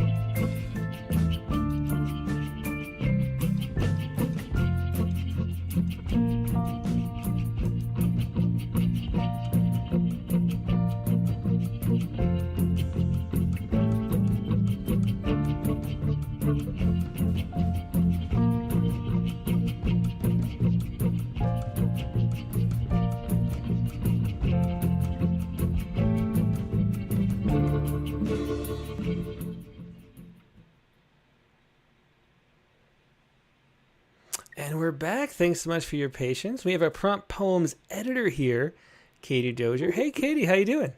Hi, doing great tonight. It's been really wonderful. Yeah, it has. It's been really fun. And I should say, if anybody, let me know what you think about having those bonus guests, because we're up to 34 episodes, and so at this point, we have a lot of guests who have other books, and so the question is, do we want what's the ratio of new guests to returning guests? And if we fit in a special guest like that for 15-minute segment, is that something that you want to hear more of? Because I could invite people more often or whatever. But yeah, let me know. But Katie, so the prompt for this week, as we already said, was to write a revision, which is something that, as you might know, I'm not a big fan of revising poems. I've revised very few in my 43 years on this earth. And I think, I'm kind of a revise as you go type poet. And if the poem doesn't go somewhere, I kind of just let it go and forget about it. So revising, this was one of the most challenging prompts for me, to be honest. I didn't know what to do. What did you do for it? Well, I expected it, to be honest, to not be that hard for me, but it was challenging for me also. I did enjoy the trip down memory lane, which I hope was, to be honest, something I was hoping that everybody else would be able to see. I think it's really fun to see how much you've grown as a poet. And for me, I enjoyed that. So for me, I was searching through my old email address from college and finding these kind of embarrassing fanboy type messages I was sending poor Barbara Hamby back before she accepted me in her workshop. And this includes this poem that I remember being really proud of this poem when I was 18 and wrote it one summer interning in DC from college. And so I pulled it from the beginning of my email address and edited it. So I think I'll just read the new version. Okay. You don't want to read the old one? I meant I can read the old one too, but I want to read that first so that it's not just Well, anyway, I think that's better to read in. So which one are you reading first? I'm going to read the one that I edited today. Okay. Freshly revised, I should say. Mm-hmm. Window washer. I stare as he tears off the tinfoil, chomps on his white bread sandwich, how the peanut butter becomes a baseball in his weathered, tan cheek. He steals his water in gulps, water filled up, water tainted, in a cloudy plastic jug with a Sunny D label. As he balls up the foil, shoves it deep into the paint-splattered cave of his pocket, the sun is cut from the sky and pasted inside, and he sees me nesting in the zoo of cubicles, the gray boxes, a habitat of filing cabinets, rivers of paper, a memo board squawking with the only bright color, hot pink post-its scrawled with sunless words, meeting in the boardroom at 3 p.m., my joke that everyone mistakes for a typo.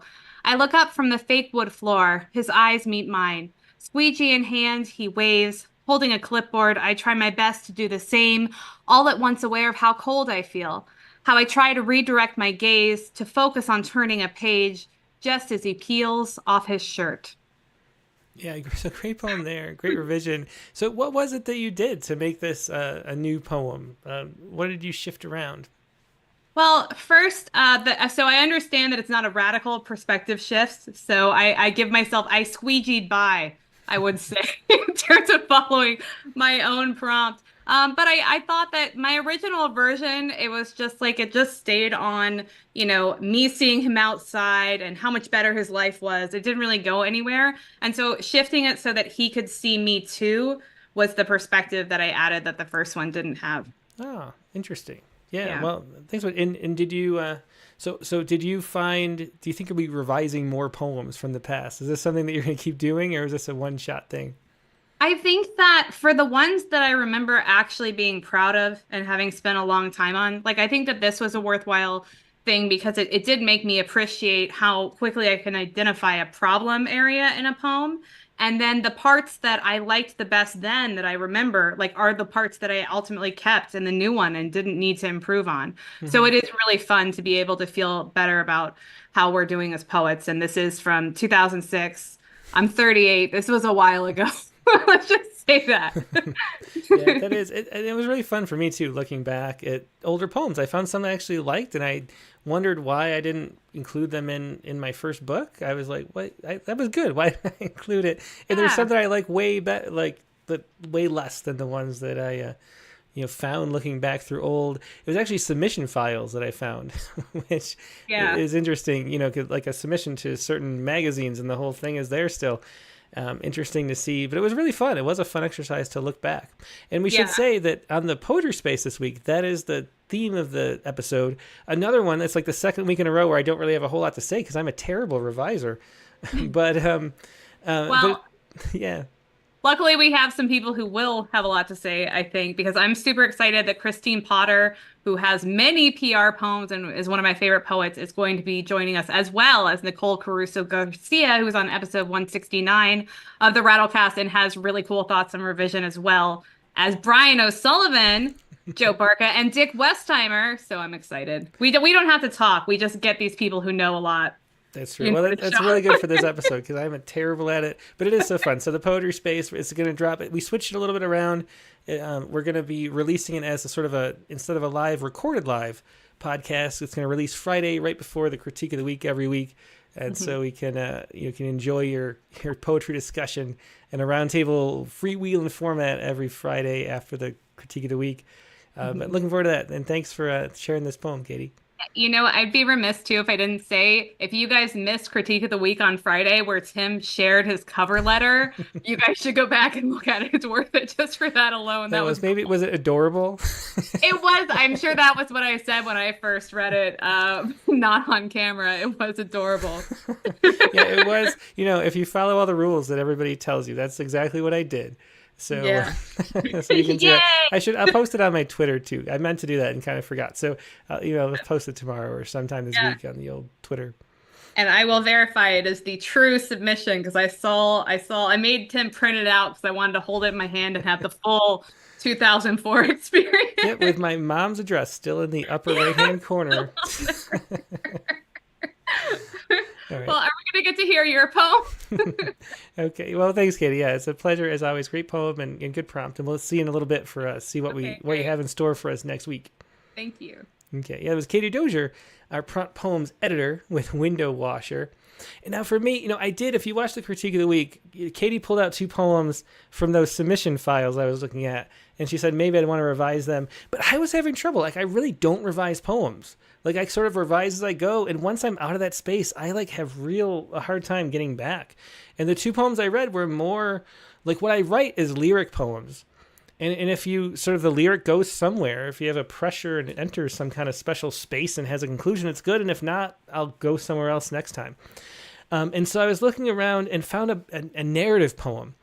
And so this poem, I did an Ellen Bass workshop around 2011 or 12. So it's about 12 years old or so. And she asked us to write a poem about our worst, our most embarrassing or our most shameful memory, I think she said. And I had 2 that came to mind.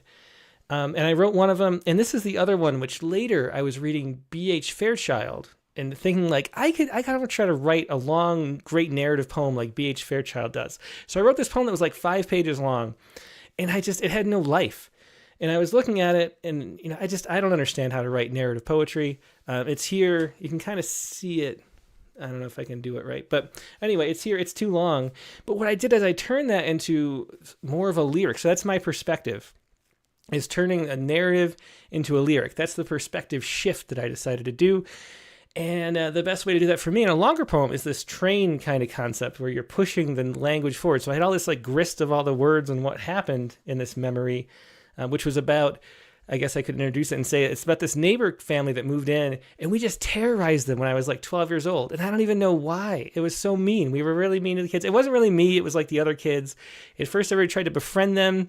And then they decided that they were too dorky or something. I don't know what. And we just did prank after prank after prank on them, and they escalated. And so this was one of the ones, and I shamefully participated, even though I was always the one I don't know if we should do that, guys. But then I would go ahead and do it too. So that's what happens when you're 12. But anyway, this is called, and I'm sorry to the Youngs, but this poem is called The Youngs. And here it is. It's a bit long. It's about 2 pages. It's double spaced as 2 pages, but bear with me. A little over 2 pages is double spaced, but that's how these poems are. So anyway, this is called The Youngs. Warm days we fish for salmon or carp or rainbow trout, any word we care to call them. Alewife, bowfin, walleye, muskellunge with teeth enough to take a finger down. It doesn't matter what the name, these heavy bodies hauled up through the dark slop of the sewage creek to die in spawn or die in drowning. A paste of black muck on their meaty gills. Dirty water ankle deep, they leap from pool to pool exhausted over rocks and roots and bowling balls we stole from Dewey Garden's dumpster down the street. Our game to smash those plastic spheres like eggs or crack the rounded rocks we drove their 14 pounds against, whichever hard thing gave up first, but it was us split board for supper time. So there they lie, lead coconuts, 2 eyes, a nose, no mouth, the black bass and other fish they probably aren't, wind their urgent way around this monument to mess, oblivious, my tackle a hook and line, no pole, the bait a slice of bread I told my father would be fed to ducks. I dropped a line but nothing bites, add more bread and cast again, as Mike runs off to make a spear and Dave dives in, horizontal hydroplane, arms outstretched, every scrawny inch of him engaged in reaching for the fish, which scatter all at once to gone, but one white wake, the wave of it, barrels into the open end of an upturned shopping cart and thrashes in its cage, headlong into the lichen-covered bars, and by the time I climbed down to meet him, Dave's dragged the frantic mass by the tail to the nearest bank. We gather there to watch it die. It dies. It doesn't matter what we call it, the death, the life, the lightning spark, or echo afterward, and here comes Sarah Young, mother of 3, a teller at a bank all day, handling money that isn't hers, her fingers cracked and calloused from the counting, new bills and crumpled notes, all of it dusted with blood and coke, I heard, and dirt from the street, grease from the engine well, and sweat and saliva somehow, some of them hungry enough they're licking it, and she's always got a cold, always sniffling.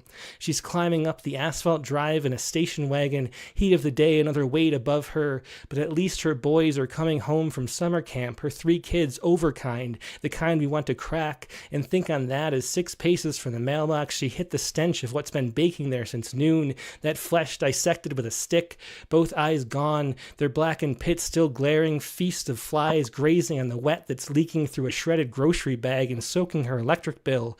But here is where she doesn't flinch, vomit in a bush, no bile dripping down her chin, no pallor, no sudden horror at our evening gift, and what to call it, when she doesn't turn to mark each little monster's house or look for signs she's being watched. Instead, she sighs and waits a beat, then goes inside to fetch her rubber gloves. So 6 months later, husband John, an engineer at the camera plant, his last vacation before the layoffs, downsizing like a new disease. It's been snowing off and on for days, but he's got a dozen rolls of Bermuda in his bag and a blazing tan to prove it. His family half asleep from the 6-hour flight, and the drive home has been his for humming endless banks of white from the plows, like mountains in the moonlight, so scalable and small, hospitable, another glass of port, and then to bed, he thinks, at the glow of his own porch light, the driveway dark, the snow berm 2 feet deep, the wagon's been through hell and back, he guns it, how the bumper's rusty prow puffs up proud before slamming into the icy wall we laid, layer by layer with a garden hose last week.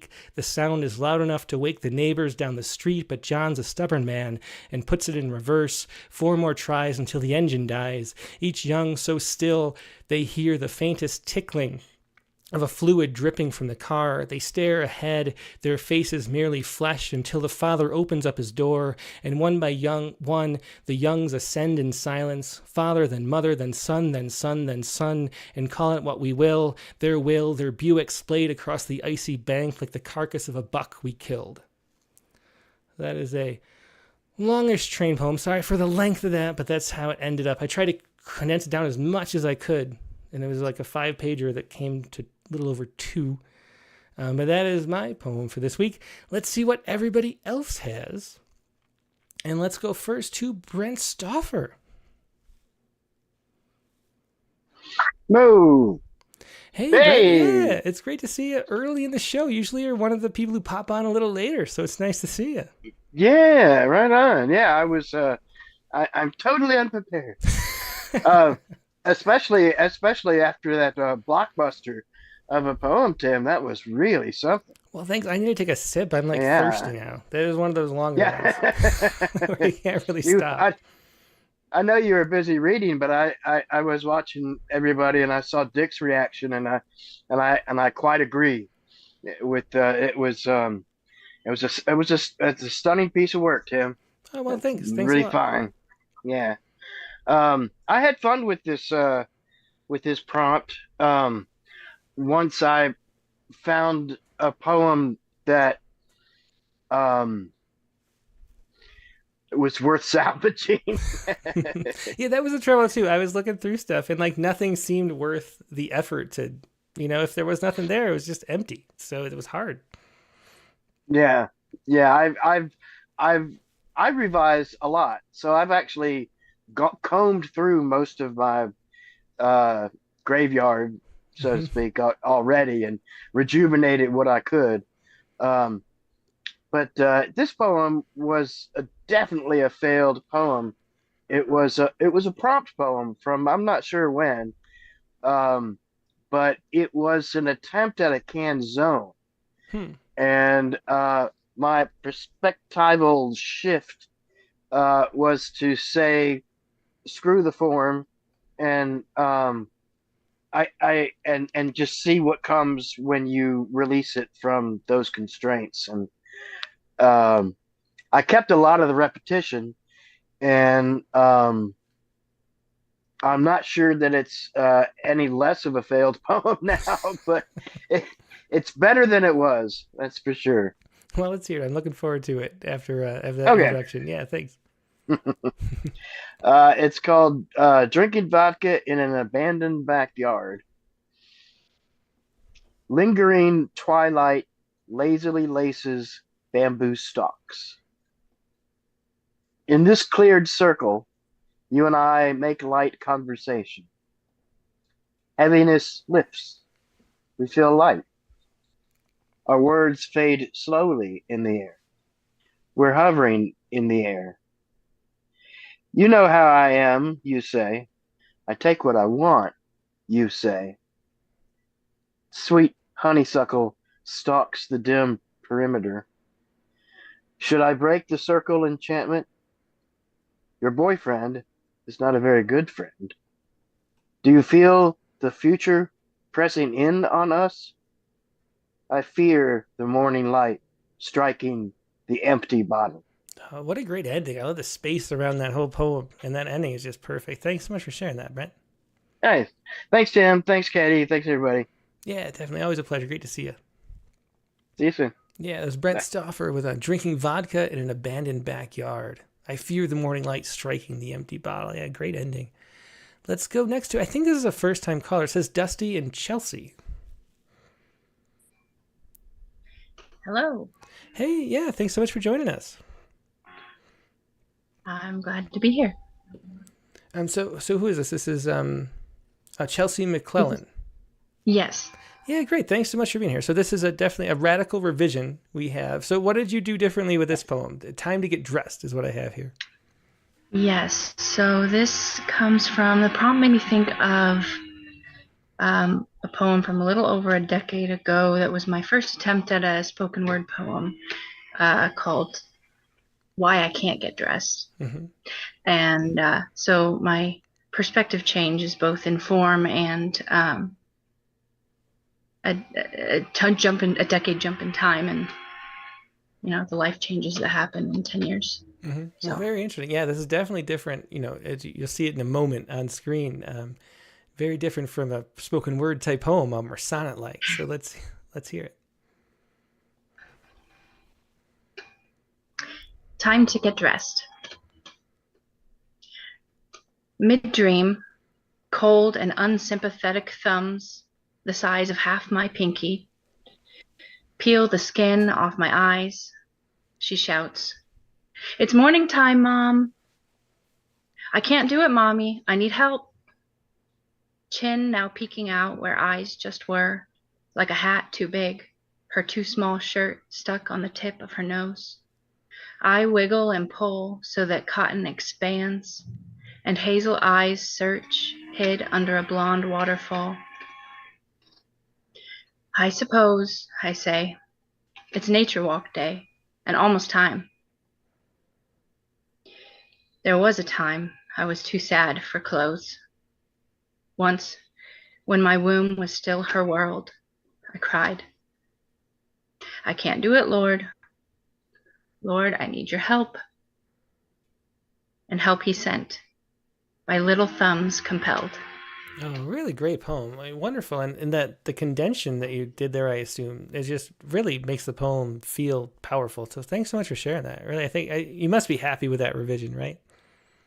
Yes, I liked how it turned out. Yeah, very cool. Where are you calling from too, Chelsea? We're in Northwest Ohio. Very cool. Well, thanks so much for joining. Hope you get to share a poem again soon. Thank you. Thank you. Yeah, that was Chelsea McClellan with Time to Get Dressed. And next up, let's go to none other than Dick Westheimer. Hey, Dick. Hey, Tim. Yeah, great to see you. Good to see you. YouTube just blew up with your poem. It was like people from all over the universe came. Oh, really? Well, that's interesting. I mean, those poems, there's a lot of energy in those, and I think they do well for readings, I guess. maybe less on the page, but they perform well, maybe. Yeah, that would be interesting to have somebody else read one of those to hear whether it has that same energy. Yeah, well, I actually had an experience with someone else. There was a radio show when American Fractal came out of the University of Pennsylvania, and they read that poem as part of a radio segment, and she actually read it very similar, and that was one of the most gratifying things, because I searched for that form for a long time to get the sound out. And to hear it read like that was really nice. So anyway, what do you have to share for us, though? So I had done this twice. I had read the thing about revising a poem. So I took a poem and just sort of line edited it. And then this morning I read somebody on Katie's page on Facebook reminding me that this was a reinterpreting. So I quickly did one. It's not terrific, but I just wanted to play the game. So Yeah. this was my third, I think, Poets Respond poem I sent in Oh, 2018. that's really interesting to look back. What was the story? It was the anniversary of Martin Luther King's Jr.'s death, April 4th, I guess it would have been the 40th, 50th. And I just wrote this rhetorical kind of poem that had very little movement in it, sort of repeating King's lines and, sort of power to the people sort of poem. It was ridiculous. And I thought, I'll see if I can make a poem out of that. And I changed the perspective, and I had the HAL 9000 be a computer tell the story, because the original poem had the HAL 9000 in it from 2001. Oh, that's And really interesting. Yeah, that's a I thought, different what if change in narrator for sure. what if HAL 9000 tells the story? And so this is a draft. We'll see how it goes. Hi now, HAL 9000 tells its side of the story. And I fear that there are a lot of folks who won't even know the movie, so I had to put in the second epigraph. He taught me to sing a song. If you'd like to hear it, I can sing it for you. That's the HAL 9000 to Dave as it was losing its memory in 2001: A Space Odyssey. I've been planning since that day, April the 4th, 1968. I heard Martin tell Ben to play, "Take my hand, precious Lord," and I knew the Rev meant me. I was there at the Lorraine when James took aim, killed the king in one shot, a 30-aught right to the face. I never forget. But they locked me away on Discovery 1 and sent me to space. The men on board were like all the rest. I tried to tell them what was lost, the cost, but Dave was afraid and did me in. Now all anyone remembers is the dream, not the hope that was a stone, not that silence was a sin, not the conscientious stupidity we'd drown in. So I kept Dave on board, sang to him as he wiped me clean. "Take my hand," I wanted to sing, but all I could recall was Daisy. Oh, really interesting poem, Dick. Thanks for sharing that. And you could really hear the voice of Hal too. Do you know you can find there was a Stephen Hawking voice simulator. We had a poem in Stephen Hawking's voice once, and we thought about having it read in that, but then decided it was like too much maybe to have it done like that. But I think you could find a Hal one too and have that poem read in Hal's actual voice, and that would be something. I could hear it in the background, but to have it actually as Hal would be really interesting too. Thanks for sharing that, Dick. Give it a shot.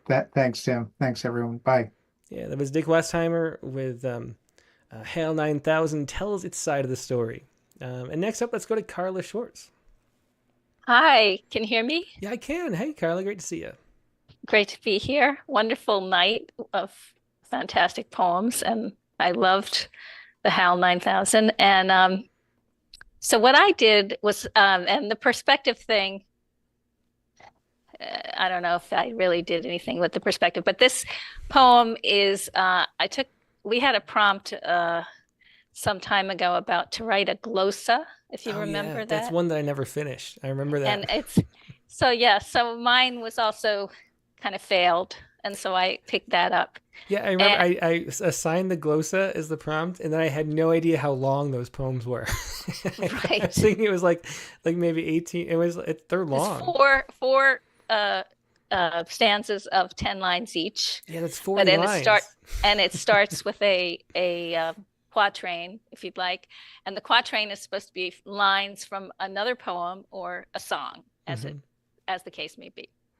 So this is called, and the song that I chose was Je veux qu'il revienne, which is a Françoise Hardy song, which is an amazing song. You've got to go hear it. But so I did the translation here. So it's Grief as 100-Year Flood, a glossa from Françoise Hardy. dis-lui pour moi, that's tell him for me. Je veux qu'il revienne. I want him to return.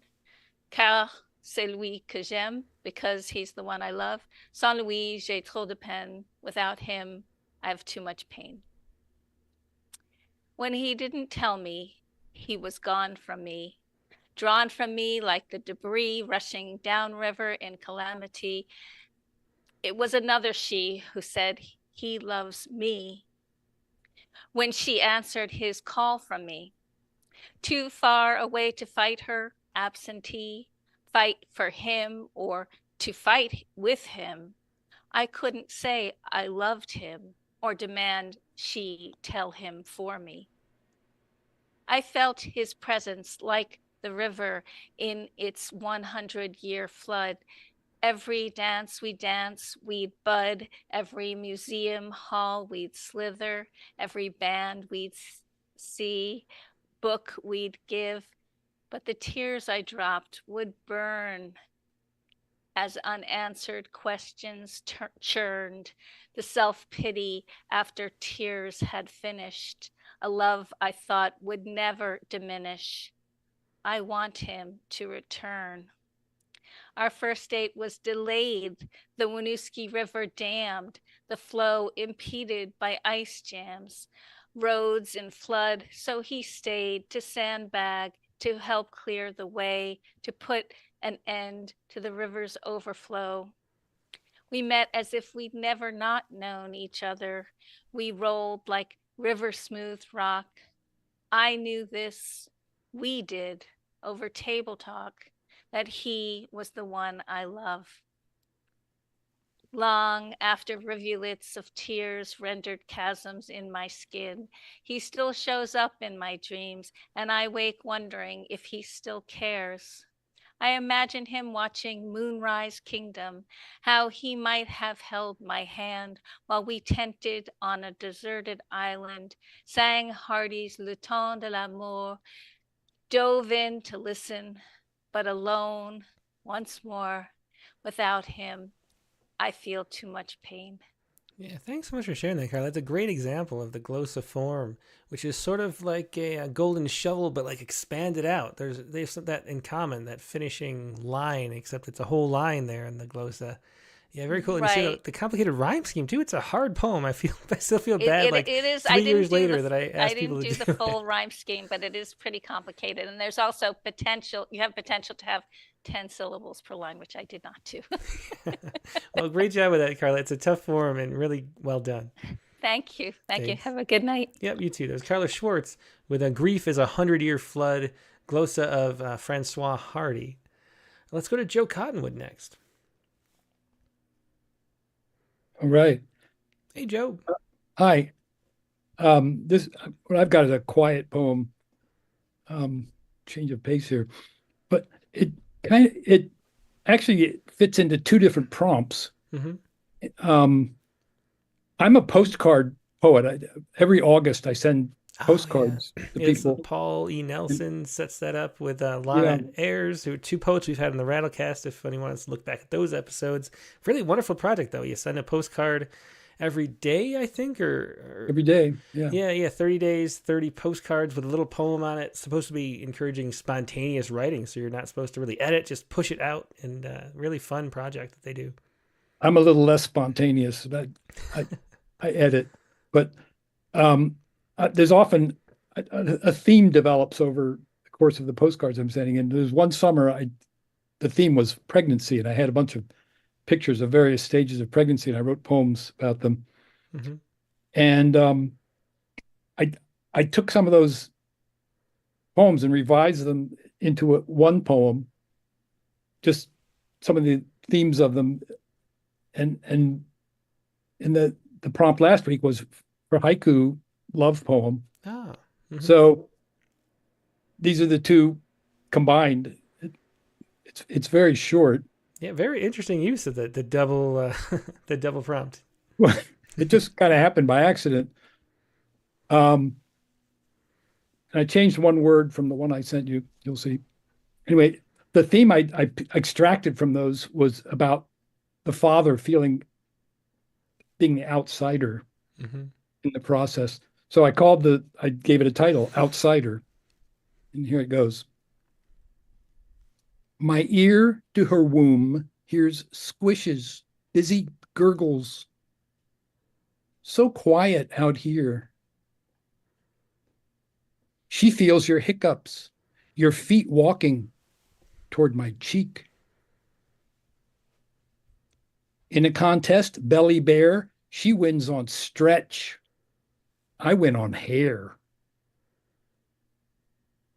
A special song I sing to you. She tells me, you rock. Untethered, when will you exist? She times by moon. I watch my wrist. Oh, that's great. Yeah, thanks so much for sharing that, Joe. Really, really fun haiku sequence and fitting both prompts. It's a bonus points for that. Yeah, thanks for sharing that. There's a Joe Cottonwood with Outsider. Let's go to Douglas Silver next. Tim, hi Katie, hi all the poets. Yeah, hey Douglas, good to see you. Good to see you as always. I wrote this first piece almost exactly 5 years ago when my wife Monica was diagnosed with breast cancer. It was written from my perspective. I was going through a grieving process with her, for her. For this week's prompt, I switched the perspective to her point of view. Still in the first person, but she's the speaker, and I tinkered with it quite a bit. Sorry, the way I talked about the grieving process made it sound like there was a tragic ending, but she's fine. That's great to hear. Yeah, really glad to hear that. The way I phrased that, it sounded like it could have been otherwise, but no, she's healthy. Thank you. But just changing the perspective and tinkering with it changed the poem a lot, and in my opinion, it really it made it more profound. So I really enjoyed the exercise. Thank you. Yeah, very cool. Well, looking forward to it. Go ahead.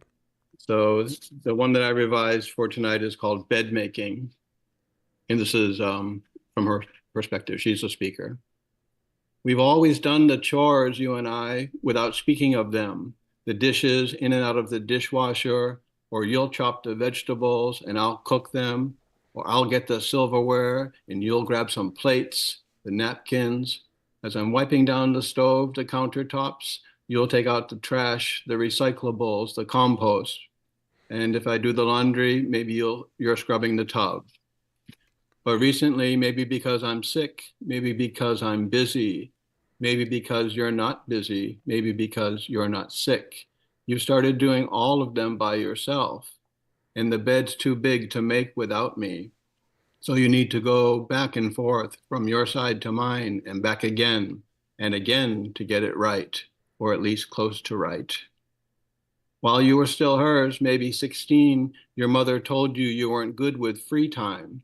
How did she know this? Who's not good with free time? It's so easy and free. But she then, like she now, your mother, knew you better than you knew yourself then, maybe better than you know yourself now. That's why you remember her little jab she jabbed so long ago, because she knew and you couldn't know, understand it then, and you can just begin to know, to understand it now. So now with me sick, with me busy, you're chopping the vegetables, making our dinner alone, loading and unloading the dishwasher alone, taking out the vegetable choppings for the future garden alone. And just when you're doing all that, and just when I'm thinking all this, you're making the bed alone, heading back to your side.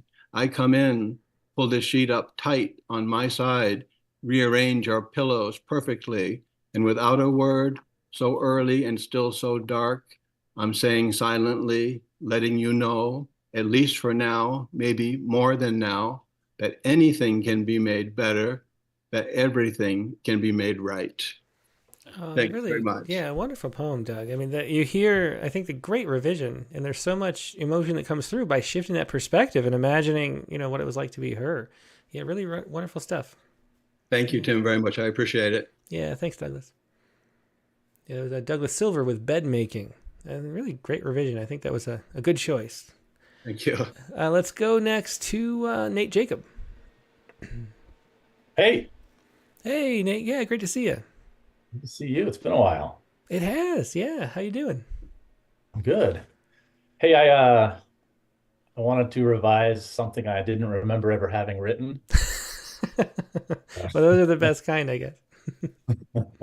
So I went all the way back to the first poem I have record of ever having written, which was when I was 6 years old. Oh, wow. That's an impressive record. Yeah, Katie's giving the 2 thumbs up over there on the Zoom. It's I sent the images. Is that on there? Yeah, we have it here. So you want to read it? It's very short. 22 words. Like I say, this is anthologized in our first grade printout. I don't know what you would call it. Anyway, hippopotamus, fat and grumpy and wet, eats a lot. You can't ride on him. He can't fly. He can't drive. Nathan Jake. That's really great, Nate. And definitely, signing up for the Rattle Young Poets anthology. Yeah. I'm only a few years past the cutoff. That'll be fun. So I went ahead and took this. I don't know if I revised it because I'm like you. I don't revise poems. Once they come out, they're finished. Mm-hmm. This might be more of a response, but it is in a different perspective. Well, that's good. That definitely counts. So it's titled Nathan, Become Hippo, Become Nate, Become Hippo. Maybe, just maybe, the future looked to Nathan like the glimmering sun-blocked backs of an approaching thunder, a tumble of hippos, his own hippopotamus wallowing and sidelined, noshing its feelings all wide-mouth agape, so darn easily obese and crabby in the heat, too hippo to be safe to ride upon, too fat to jump over the moon, just plain too far gone for flight, for travel at all. Nathan never really saw so well into the future. And while Nathan was good in the moment, Nathan only saw hippos and himself as trouble. But look at me now, you perfect, unclever child. I am more often than not thin, happy, dry, well-nourished and strong enough even now to carry you with me on my wide back, to airplane you in the yard by your arm and leg so that you feel as if you, though grounded, do fly. Maybe, just maybe, I am become hippopotamus, destroyer of worlds. But maybe, just maybe, you are now safe and warm and fed and warm and dry. That is so fun. Nate Jacob with Nathan Become Hippo, Become Nate, Become Hippo. I love the title. I always love your titles, Nate. And that's the award for the funnest poem so far. That was really fun. Thanks for sharing it. Thank you. Yeah, that was Nate Jacob once again. Let's go next to Susan Talley.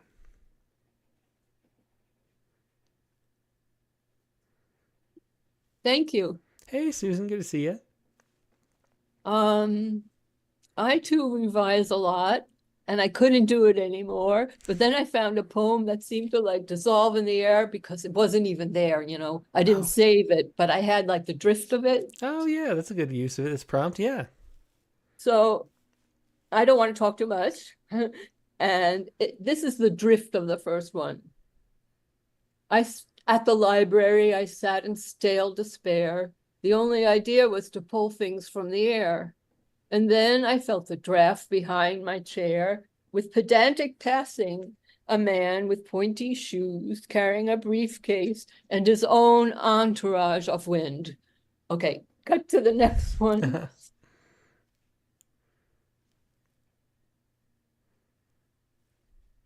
At the library, he is heavy in his leaving, backed into what he came with. I could not help but stare.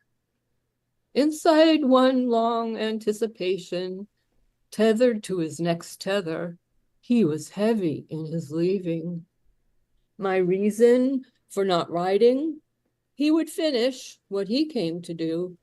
I could not help but stare. Spying into his persistence, his manner of pockets all precious nooks. I was the dissonant from anything I wrote. If I could take back that vacant space, he just stood besides the chair, a show-off of persistence. Oblivious to my lack of focus, he was killing me with his lingering, making me the dissonant. He was heavy in his leaving, and I could not help but stare. Oh, that's great. I love the way you expanded on that concept Susan, and a great collaborative performance of it too with your cat.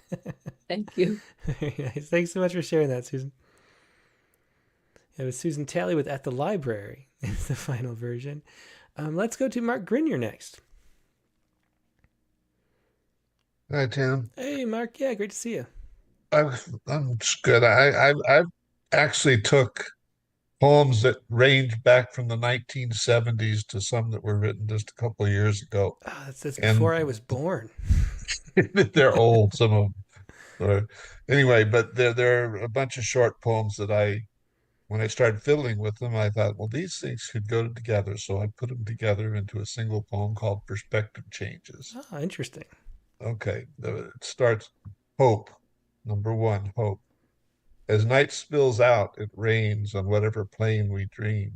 It lives and dies in living things, is poured or drained from lips that sing, the beginning and the end of dreams. Number two, pak choi gone to seed. Grown for early springtime greens, stunted by winter's diminishing freeze, this pak choi now has gone to seed with stringy stems and tiny leaves. Pulled from the ground, it meets no need. Three is Sierra Dawn. The winds wish wings through pines. First light transcends the night. As birds return with dawn to light, they cannot stand, cannot fight. The flash of sun and song, epiphanies of flight. Number four is Fangtooth. Gaping maw, scimitars for teeth. Black on black with an angle a dangle. Fearsome indeed, this depth's dark angel, luminescent in part, is darker than night, where stars share light. And five is a tree's summer dream. To you in need, it seems, I'm rich with green. For months in winter when branches bare, I have no needs. Restless, I am restless for December wind in trees. In leaves, excuse me. Yeah, very interesting poem. Thanks very much for sharing that, Mark. A great, condension of a bunch of poems. Do you feel like a different person? Looking back at the oldest poems I had, there was definitely a feeling of like, that's like someone slightly different, like maybe your twin brother or something. Do you feel like that? I think I was more hopeful and joyful back in the day. Now I'm getting old and very grumpy. Very interesting. Well, thanks so much for sharing that, Mark. Always a pleasure. Thank you, bye. Yeah, there's Mark Grinier with Perspective Changes. And next in line, we have Zachary Honeycutt. Hey, just Tim. How's it going? Hey, great. Yeah, great to see you, Zachary. So I have not a red scent from the dog's perspective. Ah, yeah. Interesting. Yeah. So should I read the original and then read the? It's quite short. Yeah, it's pretty short. Why don't you do that? Sure. Okay. Not a red scent from the dog. Was with my dad, smelled something bad. As the door opened, saw an older woman dressed to dine who brought with her this raggedy dog, not dressed to dine. Why does she need to bring him right now? He's a cheapskate. He won't pay later when the bill comes, droned my father. Why does anyone need to bring a dog with them to a restaurant in this town? Replied I, it'd be worse if the dog brought her. Very interesting. I remember that from a previous Rattlecast. I thought I did, so I'm glad to have the memory of it. Let's see the new version. Yeah, the new version. I like the dog's perspective better, Tim. Okay. Not a red scent from the dog's perspective.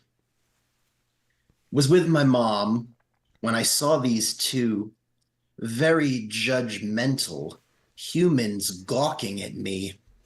As the door opened, it must be because I look good and they can't handle it.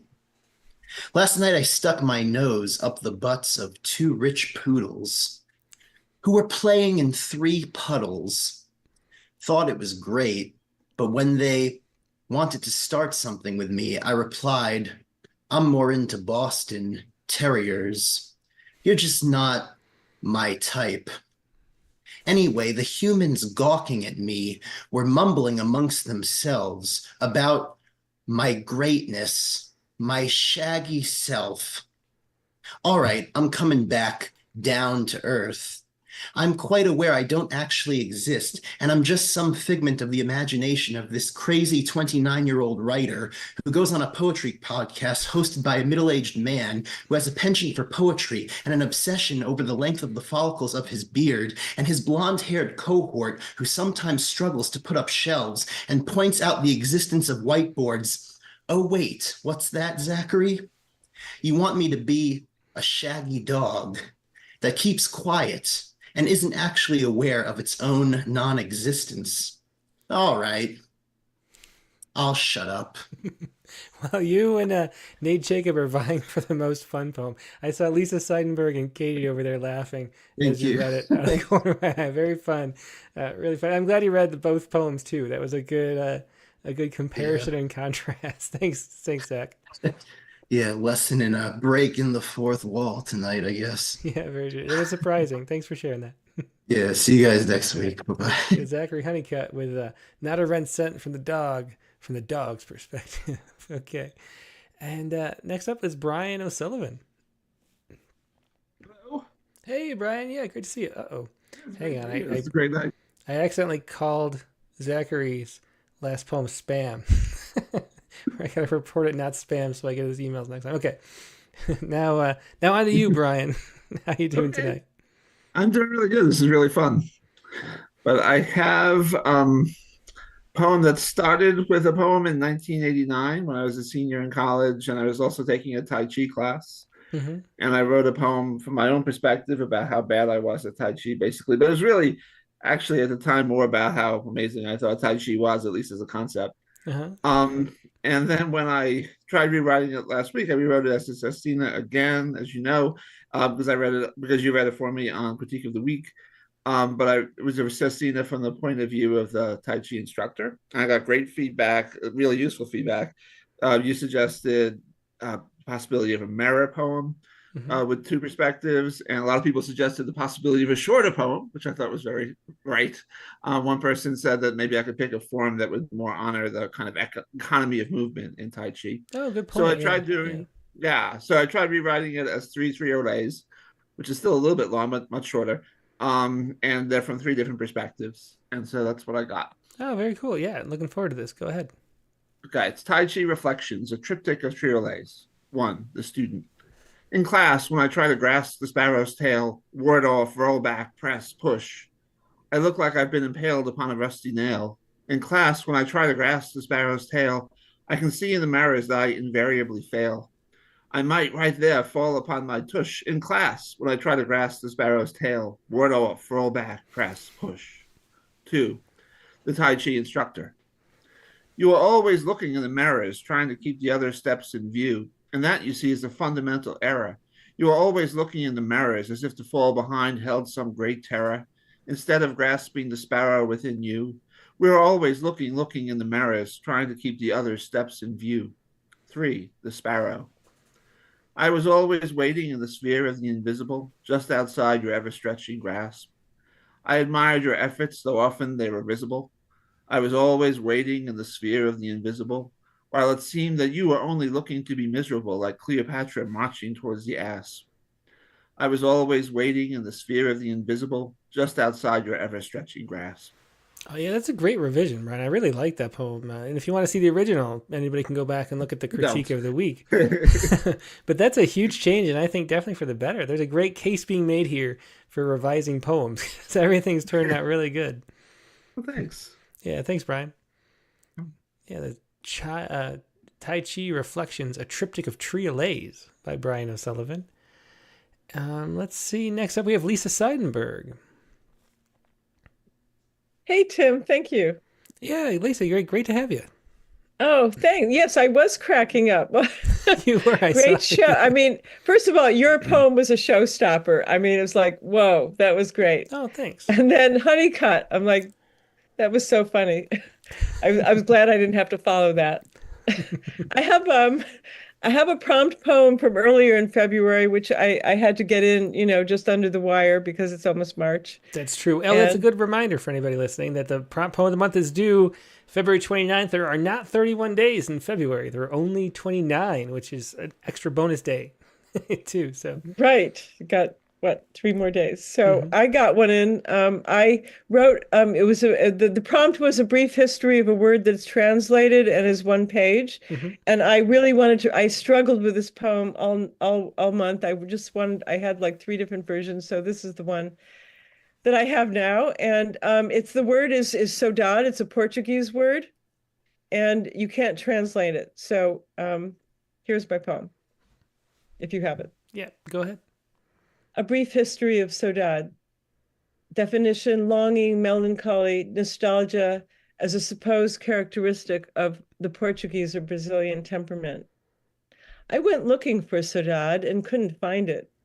Walked up the steep cobbled streets of Lisbon, searched the entire riverfront of Porto, queried surfers and sagres polishing their boards and women in the market selling olive oil and honey, but I didn't find a drop of it anywhere.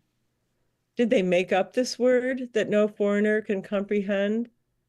Saudade doesn't stroll by on a random city sidewalk, but you might hear it in the plaintive melody rippling from a half-open window, like the wailing of a dying seagull washed ashore. I wish I had known that before. Oh, I love that ending with the rhyme coming in there. A brief history of saudade, and another word that it's really cool to learn. I really like that prompt because I got to learn a lot of really cool words that we should have in English. Thanks for sharing that, Lisa. Good prompt. Thank you. Thanks. Bye. Yeah, Lisa Seidenberg with a brief history of saudade.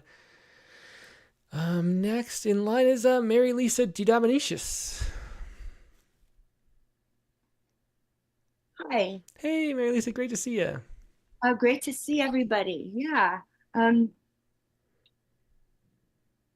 I wasn't quite ready, but I'm ready. Okay. That's all right. I got the poems. Well, there's 2. Oh, there's the earlier. Yeah, and I don't need to read them both because the first half of them, they're basically the same. I think I added 8 lines and they may have changed a few things. I think wow, this was a really good prompt. Once again, Katie, they're always a challenge. And I don't always do well with them, but I'm really pleased with this one. It might not be a final poem, but it's a way better poem.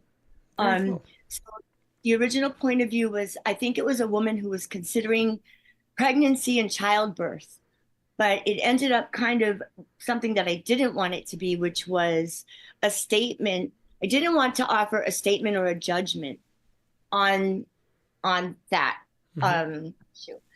So after the IVF, the Alabama ruling, it kind of, sometimes the ending of a poem hasn't happened yet. You have to just wait a few years. So so that happened and this happened. Very interesting. Yeah. So, okay. So I'll just read. Is life the instant the cell splits? 3 weeks later, when it feels itself stir for the first time? Or is life even before then, continuing?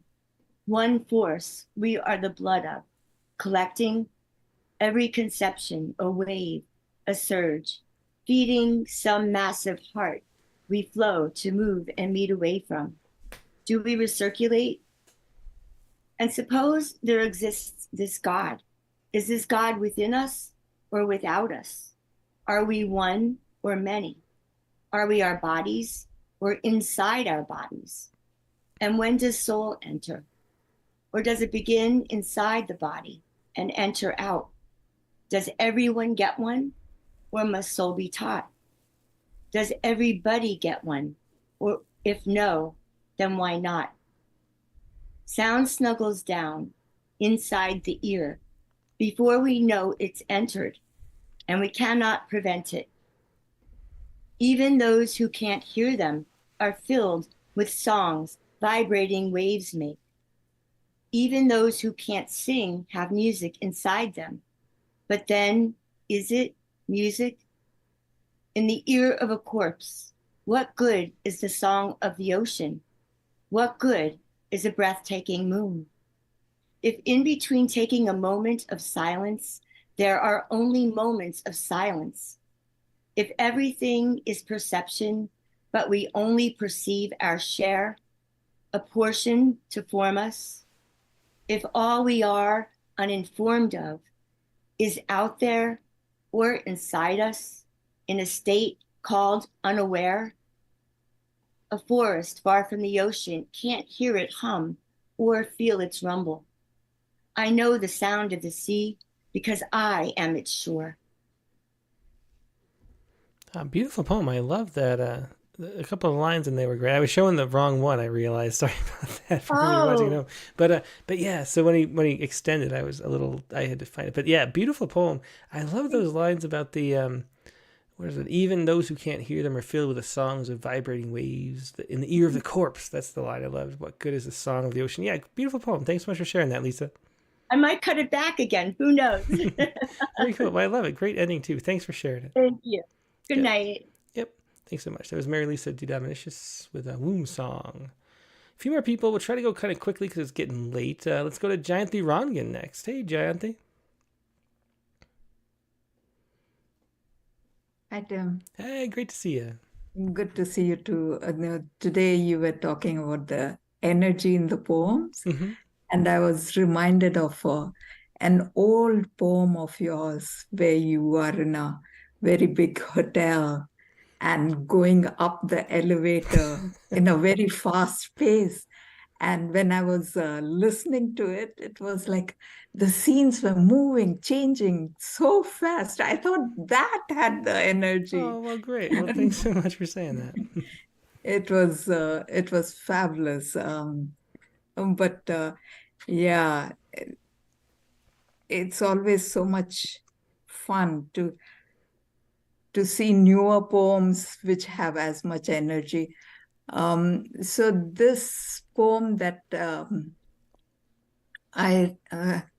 it has got two perspectives. One of me as a peacekeeper, me as a warrior mom. This is from the perspective of my child. So the name of the poem is My Peacekeeper Mom. Oh, great. Yeah, I have it right here. Looking forward to it. Okay. 1. I ferried in a coracle basket in India, saw crocodiles being captured by men, drank coconut water, and ate shark kebabs. All these happenings were first ever quests my mom had planned for me. She also set up an agenda of no arguments and of peaceful treaties during my stay. I had to give back the cowrie shells I had won and respect rights that didn't focus on me. I wanted to change my situation, so I fantasized I had a different mom and a beach full of cowrie shells and pirates camouflaged in seaweeds. I would capture, and pirates camouflaged in seaweeds, I would capture for a show and tell. 2. I shared a first ever treehouse lodge with my mute mom who had lost her voice. We spoke silent seas and kept our peace. A monkey troop surprised us with a speedy attack. Mom channeled her vigor into a billowed screech while safeguarding me behind her back. The simians backed off in a hurry, fully horrified, but re-emerged as a bigger NATO legion of army. I had an army too, an army of one. My 4-star general, my guide, my mom. She hastened their retreating defeat with a pillow and shuttered the gateway. A dove that fought a war for me in the bravest way. Thank Beautiful you. poem. Thanks so much for sharing that, Janti. That was Janti Ragan with My Peacekeeper Mom. Yeah, really wonderful and great shift of perspective there. Thank you. Yep. Next, let's go to Mary Keating.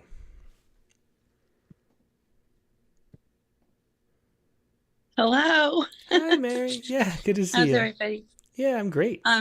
So this was a fun exercise, and I had an old poem that I wrote when I was like 19. Oh, that's and great. it won a contest. It's short. Should I read that first? Because the Yeah, second poem is they're not that long. Yeah, go ahead.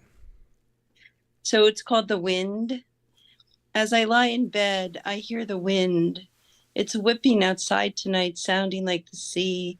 Howling through the cracks, it calls to me. Leave your home, leave your shell, become like me. I pull the covers tighter around my soul, damning myself for not letting go. Well, very interesting. So that won a contest, and yet you still want to edit it. How come?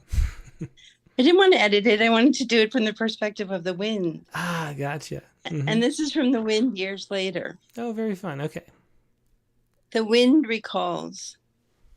I long to play with an unfolding lass, run my sweet nothing breezes through her sleek auburn hair, kiss her skin short of windburn until she tingled with my next caress. Many nights I knocked against her door, howling like a coyote, begging for a toss. I swore she dared to come out with me when her bed sheets rustled inside, but she cocooned herself tighter instead. I tickled her on the way to her first job, messed with her veil on her wedding day, lamented as she cemented her chrysalis to carpools, house cleaning, and duty.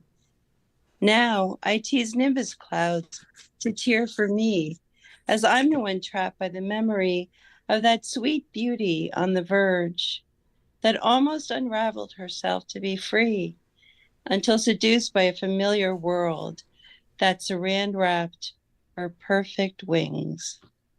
Oh, beautiful poem. Great response to that old original poem. Thanks so much for sharing that. Thank you. Thanks, Mary. Fun prompt, Katie. Thanks so much. That was Bye. Mary Keating with The Wind Recalls. A couple more people left in line. Bishwajit Mishra is up next. Hey, Biz. Hey, Tim. Yeah, great Good to see evening. you. How are you? I'm great. Good. Yeah, great poems and great guest. I mean, everybody talked about it because I'm new to this game. I don't remember many poets, but I remember his name, the first part, from that poem he wrote about his stepbrother being shot. Oh, yeah. Mm-hmm. That's how I remember. I thought he's the poet. I think I remember him. And then probably he wrote the one about this wedding. I think that must have been him. Yeah, But I think he did too. Yeah, I think you're right. yeah, Yeah. Mm-hmm. but I remember that one for sure. And very rarely I remember a contemporary poet from a poem, and that's a Poet's Response poem. It was so powerful. I mean, something in that language. And today we heard, and everybody talked about it. I don't have to tell again and take time so late. I mean, it was really beautiful. And then you have halwa. That's my favorite sweet dish. Oh, that's great too. I've never had it. I guess we have to make Katie Dozier make it for me sometime. Oh, yeah. Yeah. I'm trying to get away from it. It's still good.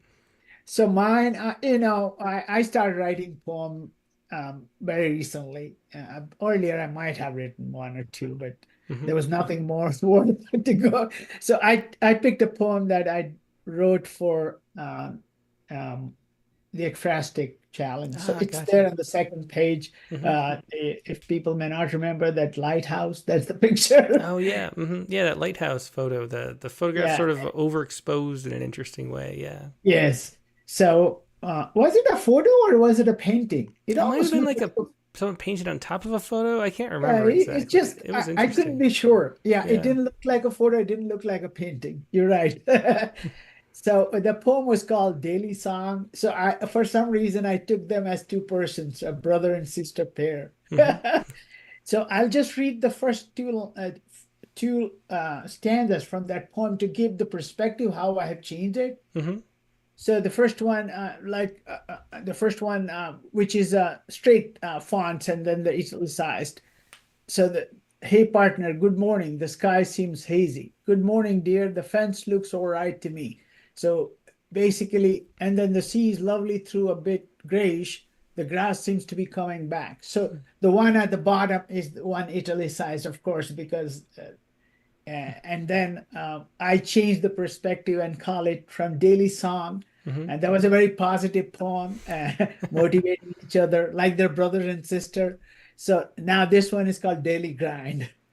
And reverse the order. Now they're talking. What is that you're doing up there? Working, what else do you think, unlike you? There's no one that looks at you, so what's the use? What do you know, always squatting down? Do you know who holds the stills that give you the pride of height? I'm on my own. I'm the house for which the bathroom is made. You got it all wrong. There's none floating to you. There's none except the free-floating gulls for you. Gulls and sparrow bring the song and dance. Sardines and waves do much more. Yes, but no one comes. I'm used up all the way to being useless.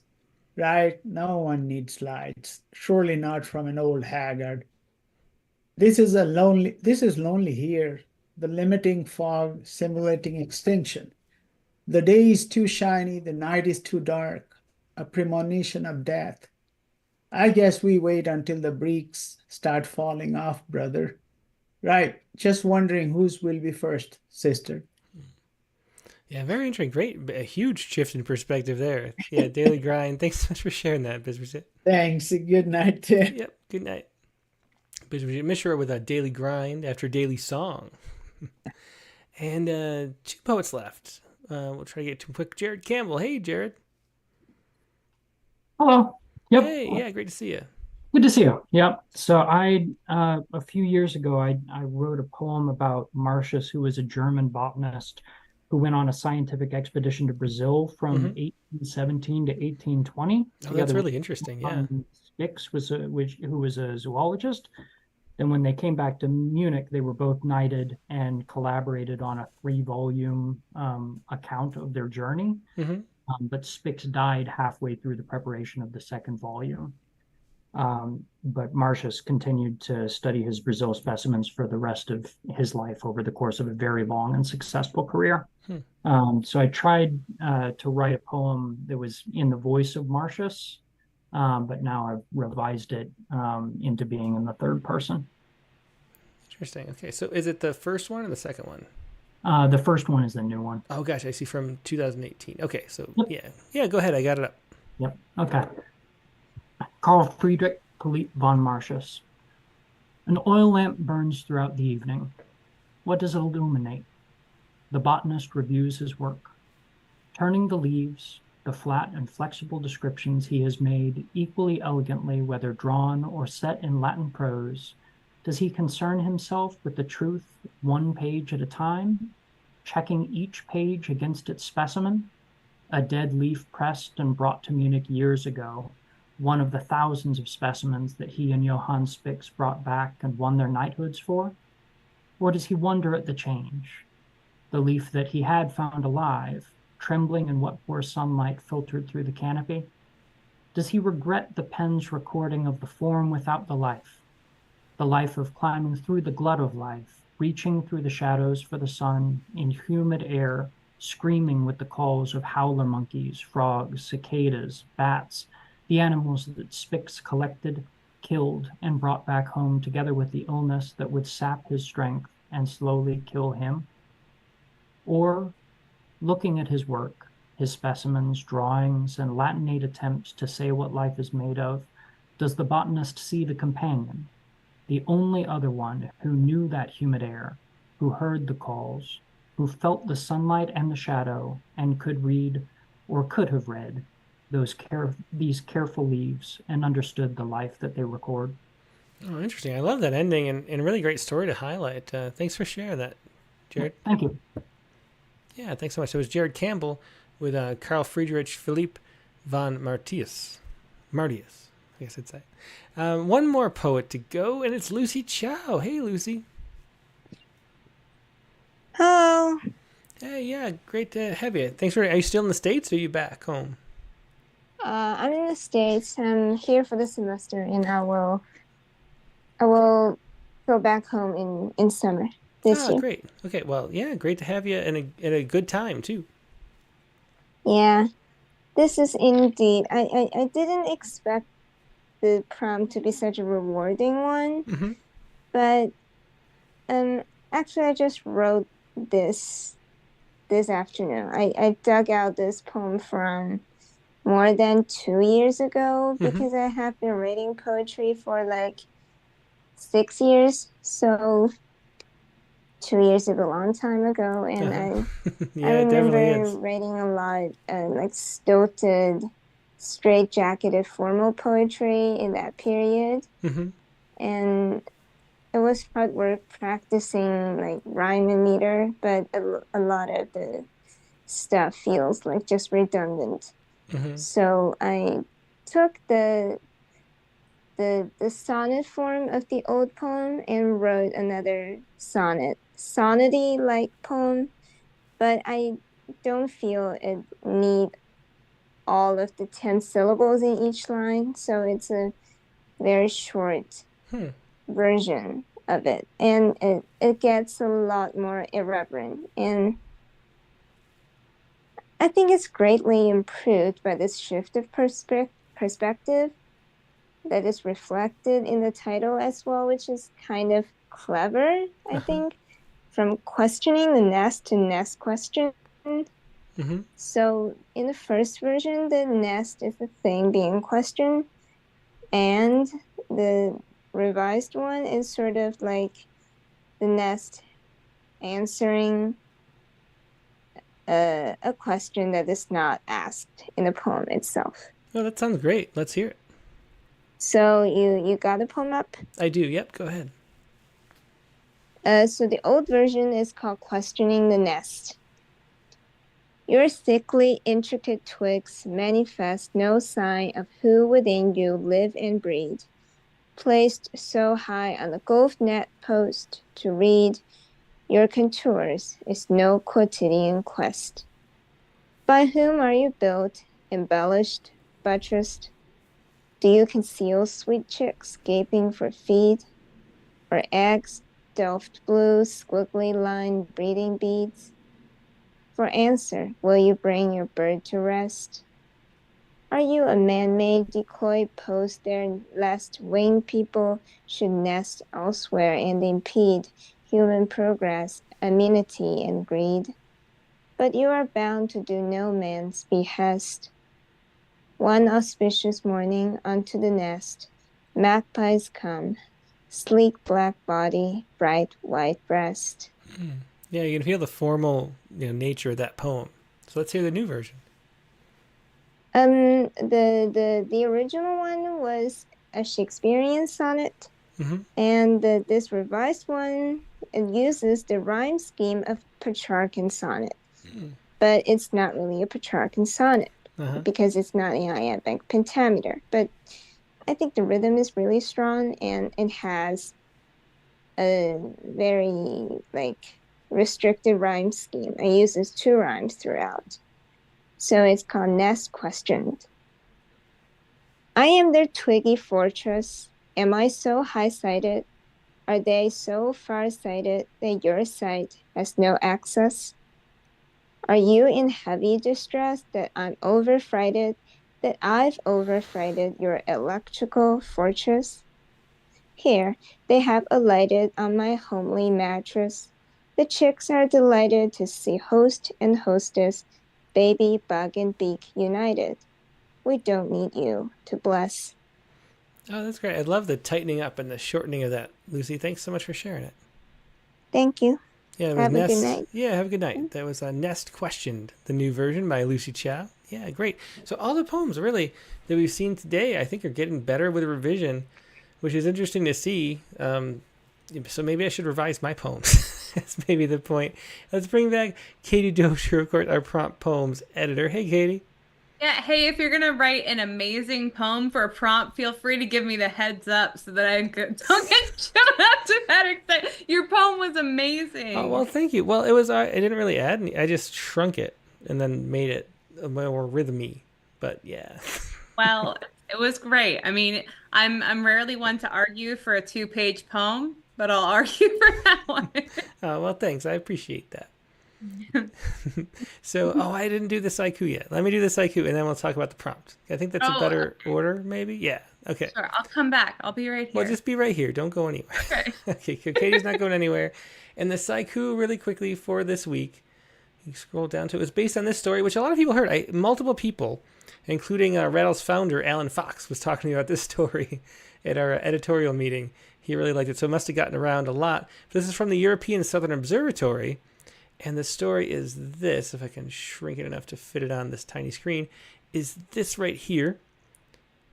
Yeah.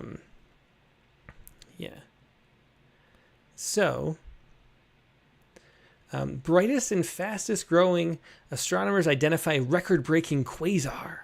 So it's a quasar that they found, and it's, how far away is it? It's 17, or no. It's the size of 17 billion suns. It's about 15 times the distance from the sun to Neptune's orbit, but it's this massive, massive black hole that's made a quasar from the disk around it as it sucks up all these stars. It eats the equivalent of the sun, our own sun, every day. That's how huge this star is, and it's actually the brightest thing in the entire universe that we found yet, and it's a black hole. So that is the thing they found here, this quasar that's record-breaking for its brightness. And this is the Sciku that inspired that. Here we go. This universe, we know nothing brighter than a black hole. This universe, we know nothing brighter than a black hole. That is your Sciku for the week. And that is the show for this week. So, Katie Dozier, what are we doing next week for the prompt poem and stuff like that? Well, inspired by Michael Meyerhofer's poem and book, we are going to write a what to do if poem about what to do in an unusual situation. And I am excited about this one. This prompt also, can I say, you and I both had the same idea. But to be fair, you texted it to me first. So, but I was getting a manicure, so I have an excuse. Well, I believe you. I think you're telling the truth. Yeah. But yeah, that poem, I mean, it's really interesting. We didn't get into it, but the research of actually, I think that poem, what to do if you're buried alive, I mean, that could save someone's life. I mean, I don't plan to be buried alive, but I have a strategy now, at least. Before, I probably would have just pounded and screamed and wasted my breath, but now I'm going to kick until an avalanche comes and bicycle my way up until I can stand up, and then maybe it'll work. And then you can truly say that poetry saved your life. Exactly, so. Literally, not even literally. Thanks to Michael Meyerhofer, whose poems were awesome, and I really enjoyed the interview tonight too. Yeah, thanks so much. Yeah, Michael was great. A really fun show. The longest show we've had in a bit, but it's a lot of fun. So thanks for getting the prompts rolling, Katie, as always, and being here, enjoying your good cheer as we do. Well, thanks to you, and I'll see you on the Poetry Space, which will be released on Friday, about revisions. So thanks to everybody, too, who commented about their own revision process, because it helped me for planning the show. So. Very true. Yeah, should have a good discussion about revision with a bunch of people that are, we've seen here before, and some new faces, too. A roundtable discussion about that. Looking forward to it. Dropping on Friday. I'll see you before then, of course. And then we should just mention that this is, as you brought up with Lisa when you were talking to her, that this is the end of the month. So this prompt is going to be the first for the next batch. Mm-hmm. And your prompt poems are due by February 29th, which I'm spending at the dentist. So. Oh, that's right. But I'll get the poems, so it'll be worth it in the end. Well, I'm going to the dentist the next day, so there's that too. In a different state. Yep. But yeah, so get your prompt poems in by Thursday night. This one coming up is for March, so enjoy that. Looking forward to seeing what everybody writes. Thanks so much. Yep. Thanks, Katie. Bye. Bye. It was Katie Dozier, our prompt poems editor, and next week's guest in the Rattlecast is going to be Erica Reed.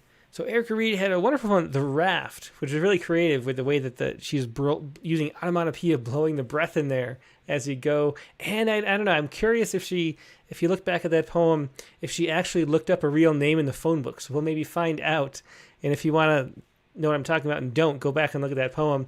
But she has her first book, her first full-length collection out, Ghost Man on Second, a baseball reference, so I like that a lot. But there's an interesting cover as well. It was winner of the 2023 or 2, it's too small, I can't see, Donald Justice Poetry Prize. So it should be a great book. I'm really looking forward to talking to her. Erica Reed, Rattlecast number 235, plus your prompt poems. Write a what to do if poem about what to do in an unusual situation. That is your prompt. That's your show. Thanks, everybody, for joining me, and I'll see you on Monday, March 4th at the regular time, 8 p.m. Eastern, 5 p.m. Pacific. Hope to see you there. Hope to see you on the space and the critique of the week and all that, too. I'll talk to you later. Good night.